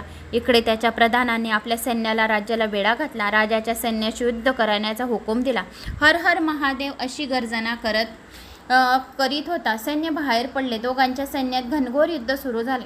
भयंकर धडधडणाऱ्या तोफाचा आवाज, एकमेकांशी भिडणाऱ्या तलवारीचा खणखणाट, रणभूमीत सर्वत्र धावणाऱ्या घोड्यांचा टापांचा आवाज सर्वात वातावरणात भरला होता. राजा चंद्रसेन मात्र महाकालेश्वराच्या मंदिरात शंकराचे ध्यान करीत स्वस्थ बसला होता. महाकालेश्वरावर त्याचा पूर्ण विश्वास होता. श्रद्धा आणि विश्वास महाकालेश्वरवर जर ठेवली तर सर्व कामे आपले सहजासहजी होतात. देवळाच्या दारात मंगलवाद्य वाजत होती. अनेक नागरिक राजाची पूजा बघत मंदिरासमोर उभे राहिले. तेथेच मंदिराच्या एका कोपऱ्यात गवळी वाड्यातील एक तरुण विधवा स्त्री आपल्या लहान 6 वर्षाच्या मुलाला कडेवर घेऊन पूजा बघत उभी राहिली होती. तिच्या कडेवरचा छोटा मुलगा राजाकडे सारखा टक लावून पाहत होता. जरा वेळ थांबून घरी काम पडले असल्याने ती गोप स्त्री आपल्या घरी आली. मुलाला खेळायला घराबाहेर सोडून ती घरातले काम भराभरा आटपू लागली. खेळणाऱ्या बाळाने शंकराच्या लिंगासारखा दिसणारा एक दगड शोधला. मातीचा ढीग करून त्यावर त्याने तो दगड शिव प्रतिमा म्हणून स्थापन केला. बिचारा तेथे एकटाच खेळत होता. लहान लहान दगड त्याने बेचून आणले, जवळ ठेवले. राजाप्रमाणे पद्मासन घालून बसला. त्याच्यासमोर लिंगासमोर बसला. राजा कशी पूजा करीत होता त्याने नीट आठवण पूजा करू लागला. तशीच त्याच्याजवळनं पूजेसाठी लागणारे धूप होते, न दीप होते, न नैवेद्य होतं, न पंचामृत होते, काहीच नव्हते. फक्त त्याऐवजी छोटे छोटे दगड त्याने स्थापन केलेले होते. शिवलिंगाला फक्त वाहत होता. शेजारीच गवतात उगवलेली रानटी फुलं आणली त्याने शंकराला वाहिली. मंत्र, ध्यान, आसन यापैकी त्याला काहीच ठाऊक नव्हते. तो जी शंकराची पूजा करीत होता ती अगदी मनापासून करीत होता. दगडगोटे वाहत होता आणि डोळे झाकून त्याने ध्यान सुरू केले. हर सांब सदाशिवाय नमा, हर सांब सदाशिवाय नमा, सांब सदाशिवाय नमः असा जप त्याने तोंडाने फक्त डोळे बंद करून सुरू केला. इकडे त्याच्या आईचा स्वयंपाक करून तयार झाला होता. ती आता त्याला जेवायला हाक मारित होती. पण हा बाळ शंकराचे स्मरण करण्यात अगदी दंग झाला होता. त्याला आईने मारलेली हाक ऐकूच आली नाही. तेव्हा ती गोपस्त्री रागारागाने घराबाहेर आली. बघतो तो काय आपला बाळ मातीच्या ढिगासमोर हात जोडून बसलाय. बाळा, तू हे काय नवीन खूळ काढले आहेस? आज चल पाहू आधी जेवायला, मला दुसरी खूप खूप कामे आहेत, चल उठ. पण बाळ आपल्या बसल्या जागेवरून हलला नाही. तेव्हा त्या स्त्रीला खूपच राग आला. तिने त्याची मांडलेली सर्व पूजा उधळून टाकली. तिने त्याला 2 रट्टे दिले. केस धरून त्याचे डोके हलवत म्हणाली, ए वेड्या, आता आधी उठ, चल पाहू घरात. बाळाने डोळे उघडून समोर पाहिले. आपल्या समोरची आणि आपण केलेली पूजा पूर्णपणे उधळली गेली आहे. लक्षात येताच त्याचे फार दुःख झाले. त्यामुळे तो बेशुद्ध पडला. हे सारे बाळाचे ढोंग आहे असेच आईला वाटले. त्यामुळे त्याच्याकडे लक्ष न देता त्याला शिव्या देत ती घरात गेली. जेवण घेतले आणि फाटकी गोधडी पांघरून गवताच्या बिछोण्यावर झोपली. इकडे आपण मांडलेली पूजा उधळल्यामुळे बाळ शंकराच्या नावाचा जप करीत करीत रडत होता. त्याच्या मनातील निष्पाप आणि निर्मळ भक्तीने शंकर प्रसन्न झाले. त्याच्याबरोबर ज्या गवताच्या झोपडीत तो बसला होता ती झोपडी गुप्त होऊन त्या जागेवर रत्नांनी मडवलेले सुंदर मंदिर, शिवमंदिर बनले होते. वर कळस हिऱ्या माणिकांचा तेजाने जगमगत होता. मंदिराला असलेली 4 दारे सोन्यांची झाली होती. त्याच्यावर अप्रतिम अशी रत्नांची कलासूर केलेली सर्व मध्य स्फटिकाची शुभ्र शिवलिंग होती. चंद्रापेक्षाही त्याचे तेज जास्त दिसत होते. बाळाने डोळे उघडून पाहिले. त्याच्या सुवर्णाच्या तंबकात पूजेची जय तयारी झेवलेली होती. हा चमत्कार पाहून बाळ आनंदाने नाचू लागला. त्याने विधियुक्त शंकराची पूजा केली. फुले वाहिली, बेल वाहिला, ओम नमः शिवाय म्हणत बाळ तेथेच नृत्य करू लागला. जो कोणी शिवापुढे नृत्य करतो त्याच्यापुढे साक्षात शिव त्याचा हात धरून त्याच्याबरोबर नृत्य करतो असे शिवाने सांगितले. त्याच्या या भक्तीने शंकर प्रसन्न होऊन बाळाला म्हटले, बाळा, मी तुला प्रसन्न झालो आहे. काय हवा असेल तो वर माग, माझ्याकडून तुझ्यासाठी मागून घे. शंकरांना नम्रपणे प्रणाम करून बाळ म्हणाला, माझ्या आईने तुझी पूजा उधळून टाकली म्हणून तिच्यावर रागू नका, तिला क्षमा करा. तथास्तु असे म्हणून शंकराने तिला क्षमा केले. पण देवा, जरा थांब, मी आईला बी तुझ्या दर्शनाला घेऊन येतो असे म्हणून बाळ आपल्या झोपडीकडे पळाला. पण आता त्याचे घर त्यालाच ओळखू आले नाही. अगदी एखाद्या श्रीमंताच्या महालासारखे त्याचे घर सुंदर असे सजले होते. एक अतिशय सुंदर सुशोभित मंचकावर शांतपणे त्याची आई झोपली होती. बाळाने आईला उठवले. ती गोपस्त्री जागी होऊन पाहते तर तिला फार आश्चर्य वाटले आणि ती त्याच्या गोपस्त्री जागी होऊन पाहते तर खूप आश्चर्य वाटले. आपल्या भोवती राजमहल. तिने समोरच्या आरशात नजर टाकली. तिचे मूळ रूप जाऊन ती अगदी पद्मिनीसारखी सुंदर स्त्री बनली होती. तिच्या अंगखांद्यावर आता सुवर्णांचे रत्नांचे अनेक अलंकार झळकत होते. ती आश्चर्यचकित झाली होती. बाळाने आपल्या आईचा हात धरला. तिला बाहेर ओढत तो म्हणाला, आई, शंकराच्या दर्शनाला चल ना ग. बाळाला उचलून हृदयाशी धरत ती गोपस्त्री बाहेर आली. तिने शंकराचे दर्शन घेतले आणि नवलगडल्याची बातमी सांगितली. सांगण्यासाठी ती राजवाड्यात धावत गेली. तिची हकीकत ऐकून राजाही फार आश्चर्यचकित झाला. सगळीकडे ही बातमी वाऱ्यासारखी पसरली. नगरातील सर्व नगराची गर्दी बाळाला पाहायला तेथे जमू लागली. ही बातमी नगराबाहेर युद्धभूमीवर लढणाऱ्या शत्रूंनाही कळली. त्याबरोबर त्यांनी आपल्या हातातली शस्त्रे खाली ठेवली. चंद्रसेन राजाला निरोप पाठवला, ज्या गोप बाळाला कैलासनाथ शंकर प्रसन्न झाले आहेत त्या बाळाला प्रत्यक्ष पाहायची आमची इच्छा आहे. या क्षणापासून आता आम्ही वैर सोडले आहे. आम्हाला मित्र म्हणून आपल्या नगरीत येऊ द्या. असे त्या लढणाऱ्या युद्धांनी तिकडून त्या क्षणापासून त्या शत्रूंनी त्यांना सांगितले की आम्ही तुमचे मित्र बनत आहोत असे सांगितले. राजा चंद्रसेनाला त्याच्या विरोधी लढणाऱ्या राजाचा निरोप समजला आणि स्वामी महाकालेश्वराने आपले एक फार मोठे संकट निवारण केले याची त्याला जाणीव झाली. कैलासनाथाला मनोभावे प्रणाम करून राजा चंद्रसेन प्रधानांबरोबर सर्व राजाचे स्वागत करायला निघाले आणि मग करायला राजधानी असलेल्या नगराच्या वेशी बाहेर आले. सर्वांची क्षेमकुशल विचारून या सर्वांचा यथायोग्य सन्मान करून मोठ्या आदराने त्यांच्यासह राजाने मंगलवाद्याच्या गजरातच नगरीत प्रवेश केला. चंद्रसेन राजाच्या उज्जैनी नगरीचे वैभव, तिचा दिमाग आणि व्यवस्थितपणा पाहून आलेले सगळे राजे थक्क होऊन गेले. सर्वजण रत्नजडित शिव मंदिरासमोर आले आणि त्यांनी शिवाला आदराने मनोभावे साष्टांग नमस्कार घातला. त्या छोट्या गोप बालकालाही सर्वांनी वंदन केले. अशा तऱ्हेने शंकर प्रसन्न झाला. म्हणजे गवताची झोपडी सुद्धा सुवर्ण गुणांचा माल बनते. आपला शत्रूसुद्धा आपला मित्र बनतो. घरातील दास-दासी अष्टसिद्धीसारखे आपण न मागता आपणास हवे असेल ती गोष्ट ताबडतोब आपल्या पुढे आणून देतात. अंगणातले साधेसुधे वृक्षसुद्धा कल्पतरू बनतात. मुका माणूस पंडित बनतो. पांगळा माणूस वाऱ्यासारखा धावू लागतो. जन्मदा माणूस रत्नांची परीक्षा डोळसपणे करू लागतो. मूर्ख माणूस उत्तम वक्ता होतो. गरिबाच्या घरी भाग्यलक्ष्मी येऊन चालत येते. प्रयत्न न करता चिंतामणी हातात येतो. त्रिभुवनात कीर्ती पसरते. अत्यंत शक्तिशाली राजे आपले मांगलिक बनतात. जेथे जेथे खणाल तेथे धनाच्या राशी सापडतात. कसल्याही प्रकारचा फारसा अभ्यास न करता देवाचे सार लक्षात येते. असा हा शिव महिमा आहे. एकदा का शंकर प्रसन्न झाला की मग कशालाच तोटा नाही हे नक्की आहे.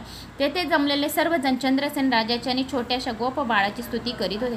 देवळापाशी फार मोठी यात्रा भरली होती. तेवढ्यात काय झाले, रामसेवक हनुमान तेथे अचानक प्रकट झाले.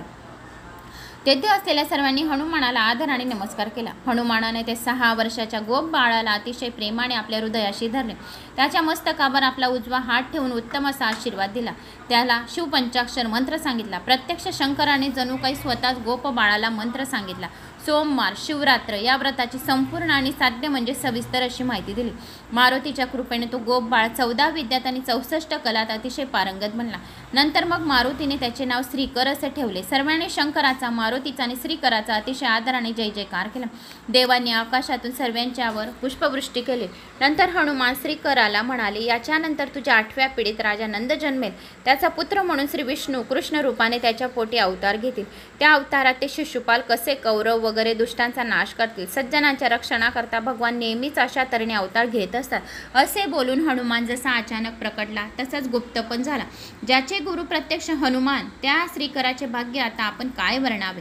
नंतर राजा चंद्रसेनाने व श्रीकराने आलेल्या ते त्या राजाचा यथायोग्य सत्कार केला व राजे संतुष्ट होऊन वैर विसरून आपल्या राज्यातून निघून गेले. सोमवार, प्रदोष व व्रते सर्वात जणांनी मोठ्या मनोभावे करू लागले. शिवरात्रीला मोठा उत्सव होऊ लागला. याचकांना भरपूर यथायोग्य दान मिळू लागले. घरोघर शिवलीला अमृताचे वाचन होऊ लागले. शेवटी व सर्वजण शिवपदाला जाऊन पोचले. अशा तऱ्हेने विमर्शन राजाची आणि चंद्रसेन राजाची कथा असलेला अध्याय जो कोणी वाचेल त्याला इष्ट संतती, भरपूर संपत्ती मिळेल. त्याचे संकटांचा नाश होईल. वाचणाऱ्यास, ऐकणाऱ्यास उत्तम आरोग्य, दीर्घ आयुष्याची प्राप्ती होईल. शिवाच्या चरणापाशी त्याला त्याची भक्ती अखंड राहील. त्याच्यावर संकटे अजिबात त्रास देणार नाही. जे कोणी शिवनिंदा करतात त्यांना महानरकात जावे लागले. विष्णूची किंवा शंकराची निंदा करणाऱ्याला मृत्यूनंतर यम फाळ चढतो. म्हणून नेहमी प्रत्येकाने शिवाचे गुणगान करावे. शिवलीला अमृताच्या या कथांचे श्रवण करावे. प्रत्येकाने सदोसदी शिवचरणावर निष्ठा ठेवावी आणि हर साम सदा शिवाय नमा या मंत्राचा जप करा. अशा प्रकारे ही शिवरात्रीची, महाशिवरात्रीची व्रतकथा होती. छोट्याशा गोप बाळकाची, महाकालेश्वराची कथा होती.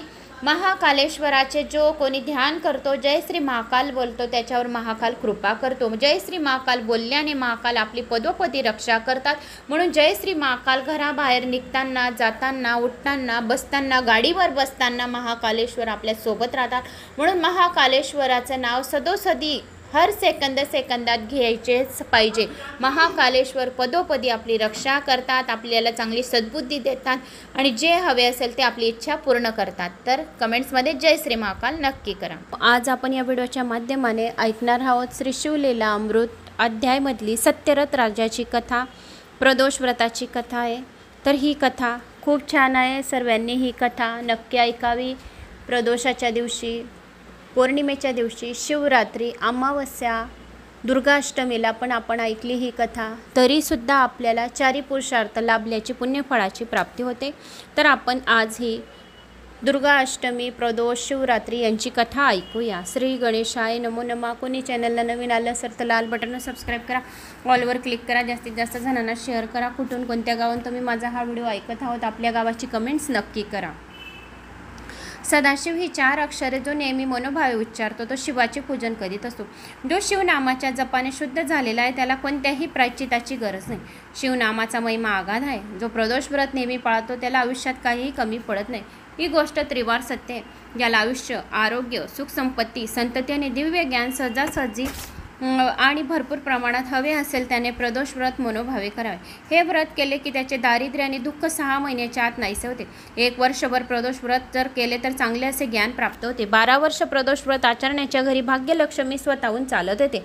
ते व्यास महर्षींनीच हा महिमा सांगितलेला आहे. जो कोणी हा महिमा खोटा आहे असे म्हणेल त्याला याच जन्मी फार दुःख प्राप्त होईल, फार फार क्लेश सहन करावे लागतील. हा महर्षी व्यासांनी सांगितलेला महिमा खोटा आहे असे जो कोणी म्हणतो तो निश्चित दांभिक आहे असे समजावे. त्याची भक्ती आणि ज्ञान खोटे आहे असे समजावे. त्याचा गुरुसुद्धा काल्पनिक आहे असे समजावे. आणि पार्वती परमेश्वर चरणी त्याचे मन जडले आहे, त्याहून पवित्र असा दुसरा कोणीही नाही, हे पक्के लक्षात ठेवावे. मृत्यूसारखी मोठमोठी संकटे सुद्धा प्रदोष व्रताने नाहीशी होतात.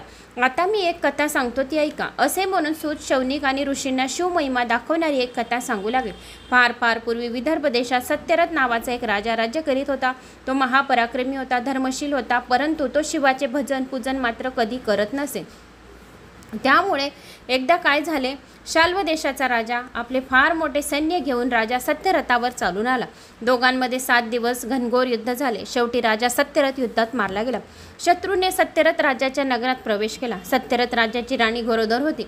तिचे दिवस भरले होते, पण शत्रू नगरात शिरताच ती एकटी चोर वाट्याने रानात पळून गेली. सुकुमार अशा त्या राणीला चालताना पायाला खूपच काटे टोचत होते. श्रमाने मूर्छा येऊन जागोजागी पडत होती. सावध झाली की शत्रूच्या भीतीने मागे पुढे पाहत पुन्हा पडत होती. राणी दिसायला अतिशय सुंदर होती. मदनाला सुद्धा मोह पडावा असे तिचे अप्रतिम रूप होते. पण देवाची गती गहन आहे. तिचे नखही सूर्याला कधी दिसत नसे. ती सुंदरी अशी गरोदर अवस्थेत एकटीच रानात येऊन पडली होती. नळाची दैवंती किंवा भिलिनीच्या रूपात असलेली भगवान शंकराची सती पार्वती पुन्हा या वनात संचार करत आहे असे वाटत होते. प्रत्येकाला आपल्या कर्माची फळे भोगावीच लागतात, त्याला इलाज नाही. सर्वत्र भटक भटक भटकून शेवटी बिचारी एका वृक्षाखाली दमून बसली. त्यातच तिला प्रसव वेदना सुरू झाल्या. जिचा शब्द तळहातावर झेलण्यासाठी 100 दासी मागे पुढे हसत त्या राणीला आज भांडेभर पाणी द्यायला सुद्धा कोणी नव्हते. तो राणी इंदुमती तेथे जमिनीवर गडाबडा लोळत होती. पाण्यासाठी मोठमोठ्याने टावा फोडत होती.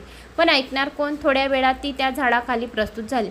तिला एक सुंदर मुलगा झाला, पण तो आता ती तहानेने व्याकुळ झाली होती. त्यामुळे तिला काही सुचेना. अजान अभरघाला तिथेच त्या वृक्षाखाली सोडून राणी इंदुमती तशाच अवस्थेत बसत उठत जवळ असलेल्या सरोवरापाशी गेली. तिने सरोवराच्या पाण्यात पाय टाकला, मात्र तेवढ्यात एका मगरीने तिचा पाय आपल्या तोंडात धरला व तिला मारून टाकले. बिचारा नवजात राजपुत्र जमिनीवर एकटाच पडला होता आणि जंगलातल्या वृक्षांखाली मोठमोठ्याने रडत होता.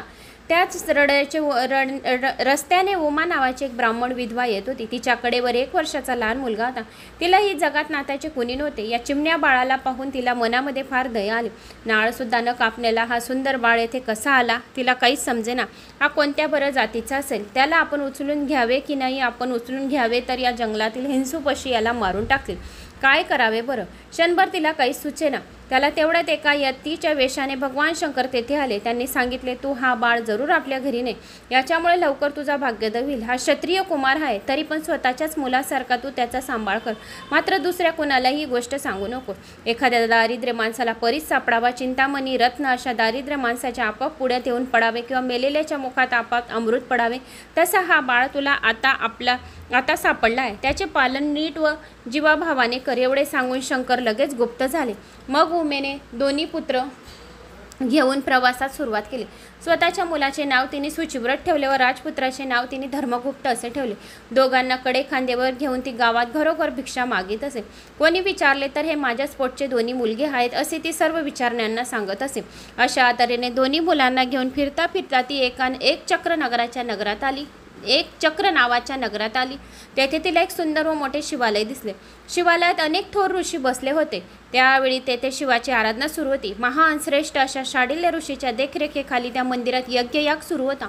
उमा आपल्या 2 पुत्रांसह त्या शिवालयात आली व पूजा पाहत उभी राहिली होती.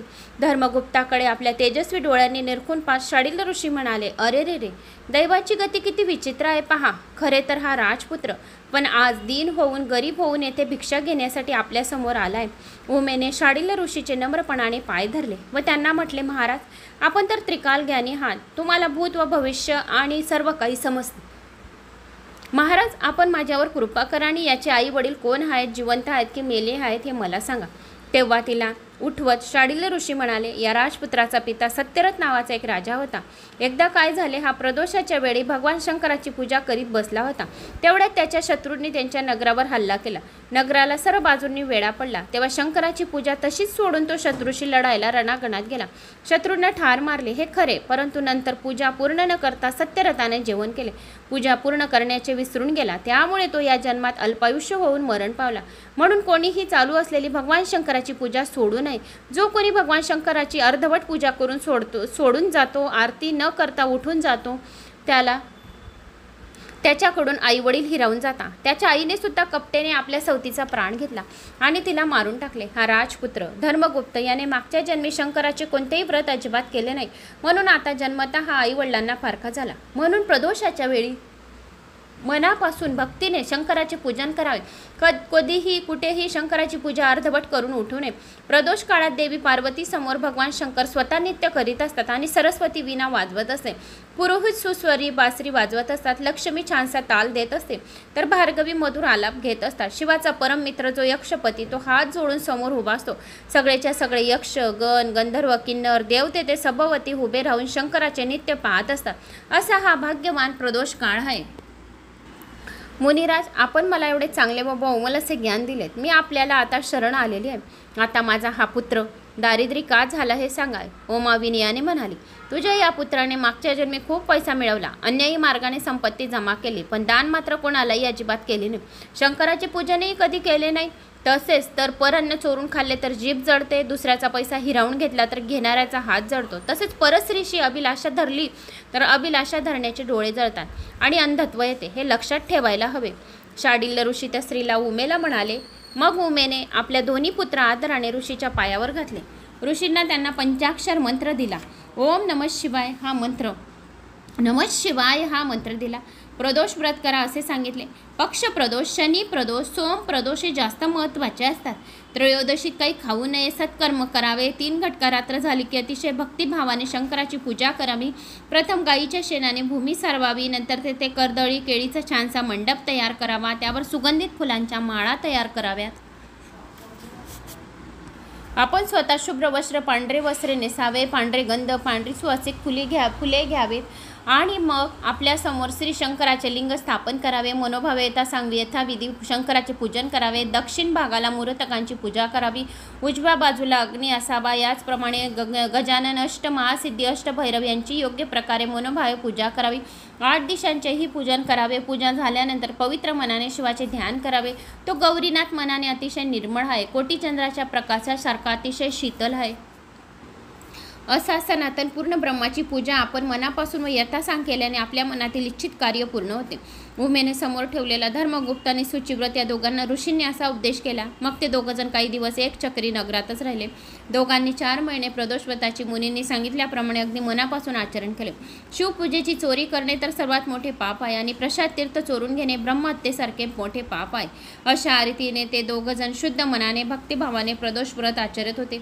एकदा ब्राह्मण पुत्र सुचिव्रत असाच एकटा नदीकाठी फिरत असताना रस्त्यातील त्याच्या समोरची दरड एकदम ढासळली आणि त्यातून एक सुवर्ण मोहरांनी काठोकाठ भरलेला हंडा त्या दरडीमधून बाहेर आला. आपल्या घरी तो हंडा सुचिव्रत घेऊन आला. उमेला फार आनंद झाला. सुचिव्रताने आपल्या भाऊ धर्मगुप्ताला आपण आणलेल्या धनाचा अर्धा भाग देऊ केला, पण सुचिव्रत हा मोठा भाऊ असल्याने धर्मगुप्ताने हे धन घेतले नाही. अशा तऱ्हेने भगवान शंकराच्या कृपेने दोघांचे ऐश्वर्य वाढत चालले होते. ते रोज नियमितपणाने शिवपूजनात रंगून जात होते. एकदा दोघंजण एका वनात विहार करण्यासाठी गेले होते. त्याच वनात गंधर्व कन्या खेळण्यासाठी आल्या होत्या. त्या मुलांच्यात एक मुलगी दिसण्यात अतिशय सुंदर होती. राजपुत्र धर्मगुप्त तिच्याकडे आकर्षित होऊन टक लावून पाहत राहिला होता. धर्मगुप्ता परस्त्रीकडे असे पाहू नये. अशा तरुण स्त्रिया तरुणांचे चित्त हरण करतात. आपल्या मायावी स्पर्शाने त्यांचे शौर्य हरण करतात.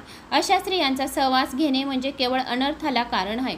सुचिव्रताने आपल्या धाकट्या भावाला समजावून सांगितले आणि म्हटले. पुढे गेल्यानंतर तेथे त्याला गंधर्व राजाची कन्या अशुमती दिसली. ती एखाद्या अप्सरेसारखी सुंदर होती. अशुमती ही या सुंदर तरुणाकडे एकटक दृष्टी लावून पाहत होती. तिला एकदम आठवले. तिच्या वडिलांनी महेशाला म्हणजे श्री शंकराला विचारले होते, माझी ही स्वरूप सुंदरी आणि परमप्रिय कन्या मी कुणाला देऊ? तेव्हा पार्वतीपती त्याला म्हणाले होते, धर्मगुप्त नावाचा सत्यरथ राजाचा मुलगा आहे. तो माझा परम भक्त आहे. त्याला तुझी कन्या दे. महेशाने सांगितले. तो तरुण हाच तर नसेल? हा किती सुंदर दिसतोय. क्षीरसागरातून प्रत्यक्ष चंद्रच जणू काही वर आला आहे असे वाटत आहे. अशुमती स्वतःशीच असा विचार करीत होती. प्रथम दर्शनी त्याला पाहताच ती त्याच्या प्रेमात पडली होती. मग तिने आपल्या सख्यांना चतुराईने फुले आणण्यासाठी दुसऱ्या बाजूला पाठवून दिले आणि अशुमतीने हलक्या आवाजात राजपुत्र धर्मगुप्ताला हाक मारून आपल्याजवळ बोलवले. त्यासाठी तेथे मऊ मऊ पल्लवाचे तिने आसन तयार केले. राजपुत्र त्या आसनावर येऊन बसला. तोही त्या मोठ्या खुशीत होता. इतक्या जवळ असूनही अशुमती त्याच्याकडे सरळ पाहू शकत नव्हती, लाजत होती. शेवटी धीर धरून ती म्हणाली, तुमच्या शृंगार सरोवरात पोहण्याची इच्छा करणारी मी एक राजहंसनी आहे. आपला मुखचंद्रमा पाहताच माझे मन आनंदाने नृत्य करीत आहे. माझे नेत्ररूपी भुंगे तुझ्या कमलाभोवती गुंजन करीत आहे. प्रिया, मला आपली म्हणा. मग अशुमतीने आपल्या हातांनी हलकेच गळ्यातील तेजस्वी मोतिकांची माळ काढली आणि ते राजपुत्राच्या चरणावर ठेवली. तेव्हा धर्मगुप्त म्हणाला, हे सुंदर युवती, मला आई वडील नाहीत. माझ्या वडिलांना ठार मारून माझे राज्य शत्रूंनी लुबाडलेले आहे. मी दारिद्र्य आहे. तुझ्या पित्याला मी पसंत पडणार नाही आणि माझ्यावर विश्वास ठेवा आणि आपण 3 दिवसांनी या स्थळी आपल्या दोघांच्या लग्नासाठी यावे. मी माझ्या पितेला सर्व काही सांगून येथे लग्नासाठी येऊन घेते. असे बोलून तेथून अशुमती चटकन निघून गेली. धर्मगुप्ताने सर्व हकीकत परत येऊन आपल्या भावाला सांगितली. शाडिल्य ऋषीच्या कृपेचाच हा प्रसाद आहे हे त्याच्या चटकन लक्षात आले. अशा प्रकारे गुरुचरणावर ज्याची श्रद्धा असते त्याला काहीच कमी पडत नाही. अगदी मृत्यूपासूनही गुरु त्याचे रक्षण करतो. दोघं भावांनी सर्व हकीकत आपल्या घरी येऊन आपल्या आईला सांगितली. गंधर्व कन्या अशुमतीने सांगितल्याप्रमाणे 3ऱ्या दिवशी दोघंही पुन्हा त्या वनात गेले. गंधर्व राजा सहपरिवार लग्नाचे साहित्य घेऊन तेथे आधीच आलेला होता. या तरुणांची अधीरतेने वाट पाहत होता. ते दोघे येताच आपल्या सर्व गुण संपन्न असा सुंदर जावई पाहून गंधर्व राजा अतिशय खुश झाला. नंतर त्याने त्यांना आणण्यासाठी पालखी समोरी पाठवून धर्मगुप्ताच्या आईला उमेलात लगेच तेथे बोलावून आणले आणि मग 4 दिवस मोठ्या ताटात धूमधडाक्यात आणि आनंदात विवाह समारंभ साजरा झाला. स्वर्गातील वस्त्रे आणि दागिने त्याने सन्मानाने विणीला अर्पण केले. 1,00,000 रथ, 10,000 हत्ती, 1,00,000 सुंदर घोडे, 1,00,000 दास-दासी, रत्नांचे भांडार आणि स्वर्गीय धनुष्यबाण त्याने जेवायला अर्पण केले. अतिशय मोठी चतुरंग सेना आणि पराक्रमती सेनापती त्याच्याबरोबर दिले. उमेला मोठा मान देऊन संतुष्ट केले. अशुमती आता मोठ्या आनंदाने पतीच्या बरोबर चालली होती. त्याच्यासमोर मग मंगलवाद्याचा गजर होत होता. चतुरंग सेना सभोवत आली होती. हे सैन्य घेऊन राजपुत्र धर्मगुप्त आपल्या स्वतःच्या राज्यात विदर्भ नगराजवळ आला. त्याने संपूर्ण नगराला वेढा घातला. गंधर्वाचे बळ फार मोठे होते. त्यांनी विदर्भ राजाचा ताबडतोब पाडाव केला. धर्मगुप्ताचे वडील सत्यरथ राजाचा वध करणाऱ्या दुमर्शन राजाला त्यांनी धरून आणले, पण धर्मगुप्ताने त्याला मोठ्या दिलदारपणाने जीवदान दिले. आता देशोदेशीचे राजे आपल्या प्रजेसह कारभार घेऊन विदर्भ नगरीमध्ये दर्शनाला येऊ लागले. मग एक उत्तम असा मुहूर्त पाहून राजगुप्त धर्मगुप्त सिंहासनावर बसला. उमामातेला आणि आपल्या ज्येष्ठ बंधू सुचिवताला योग्य प्रकारे मान देऊन धर्मगुप्ताने पुढे 1000 वर्ष उत्तम प्रकाराने राज्य केले. त्याने आपल्या नगरीमध्ये शाडिल्य ऋषींना मोठ्या मानाने बोलावून आणले आणि 100 पदम मोहरांची गुरुदक्षिणा त्याच्या चरणावर अर्पण केली. अनेक रत्न, अलंकार, वस्त्रे सन्मानाने अर्पण केली. त्याच्या शिवशक्तीमुळे, शिवभक्तीमुळे दुःख, शोक, भांडणे, संकटे, रोग, वैधव्य, मरण हे सर्व त्याच्या राज्यातून पळाले. प्रजा सतत राजाचे गुणवर्णन करीत होते. राज्यातील ब्राह्मण तृप्ततेने राजाला रोज चांगले चांगले आशीर्वाद देत होते. राज्यात सगळीकडे आनंद भरलेला होता. अशुमतीही सुखात राहत होती. 10,000 वर्ष राज्य केल्यानंतर धर्मगुप्ताने उत्तम प्रकारे व समाधानाने आपले सूरज नावाच्या मुलाला आपले राज्य देऊन टाकले आणि शंकराची मनापासून प्रार्थना केली. भगवान शंकरांनी त्याच्यासाठी दिव्य विमान पाठवले. शंकराच्या कृपेने धर्मगुप्त राजाला दिव्य राजदेह प्राप्त झाला. आई, भाऊ आणि पत्नी अशुमतीसह राजा कैलासाला गेला. तेथे शिवदर्शन होताच सर्वांनी त्यांना साष्टांग नमस्कार घातला. भक्तांच्या कैवारी शंकरांनी त्यांना उचलून आपल्या हृदयाशी धरले आणि आपल्या जवळच त्यांना अक्षय पद दिले. असे हे धर्मगुप्ताच्या आख्यान जे कोणी नित्यनेमाने वाचतात, ऐकतात, कोणाला शेअर करतात, त्यांच्या सर्व संकट प्रसंगी स्वतः रक्षण शंकर करीत असतो. त्याच्या मागील सर्व पापांचा नाश करीत असतो. जो जेथे जेथे जातील तेथे त्यांना विजय मिळतो. त्यांची सतत समृद्धी वाढत राहते. जे प्रदोष व्रत करतात त्यांना मग मृत्यूचेही भय राहत नाही. ज्याच्या घरी शिवलीला अमृत हा ग्रंथ असतो, या श्रवण कोणी करतं त्याच्या पाठीशी सदैव शंकर उभा असतो. शेवटी त्याला शिवचरणापाशी जागा मिळते. हा ग्रंथ म्हणजे चांगला अशा आंब्याचा विशाल वृक्ष आहे. याचे पारायण केले म्हणजे त्याला 4 धाम यात्रा केल्याचे पुण्यफळाची प्राप्ती होते. आणि हे रसपूर्ण काव्य म्हणजे पाळास असलेले आंबे आहेत. ज्यांना मुखरोग झालेला असेल त्यांना हे आंबे कधीच आवडणार नाही. मोक्षदायी अशा शिवचरणावर ज्याचा भाव नसेल त्यांना हे आंबे आवडणार नाही. सर्वांनी या गोड आंब्याचा मनापासून रसस्वाद घ्यावा व आपल्या जीवनाचे खरे सार्थक करून घ्यावे. तर अशी ही प्रदोष व्रताची कथा होती मित्रांनो. तर मला अशी आशा आहे की तुम्हाला माझी ही कथा आवडली असेल. आवडल्यास एक लाईक करा, चॅनलला सबस्क्राईब करा. कुठून कोणत्या गावाहून तुम्ही माझा हा व्हिडिओ ऐकत आहोत आपल्या गावाची कमेंट्स नक्की करा. जय श्री महाकाल.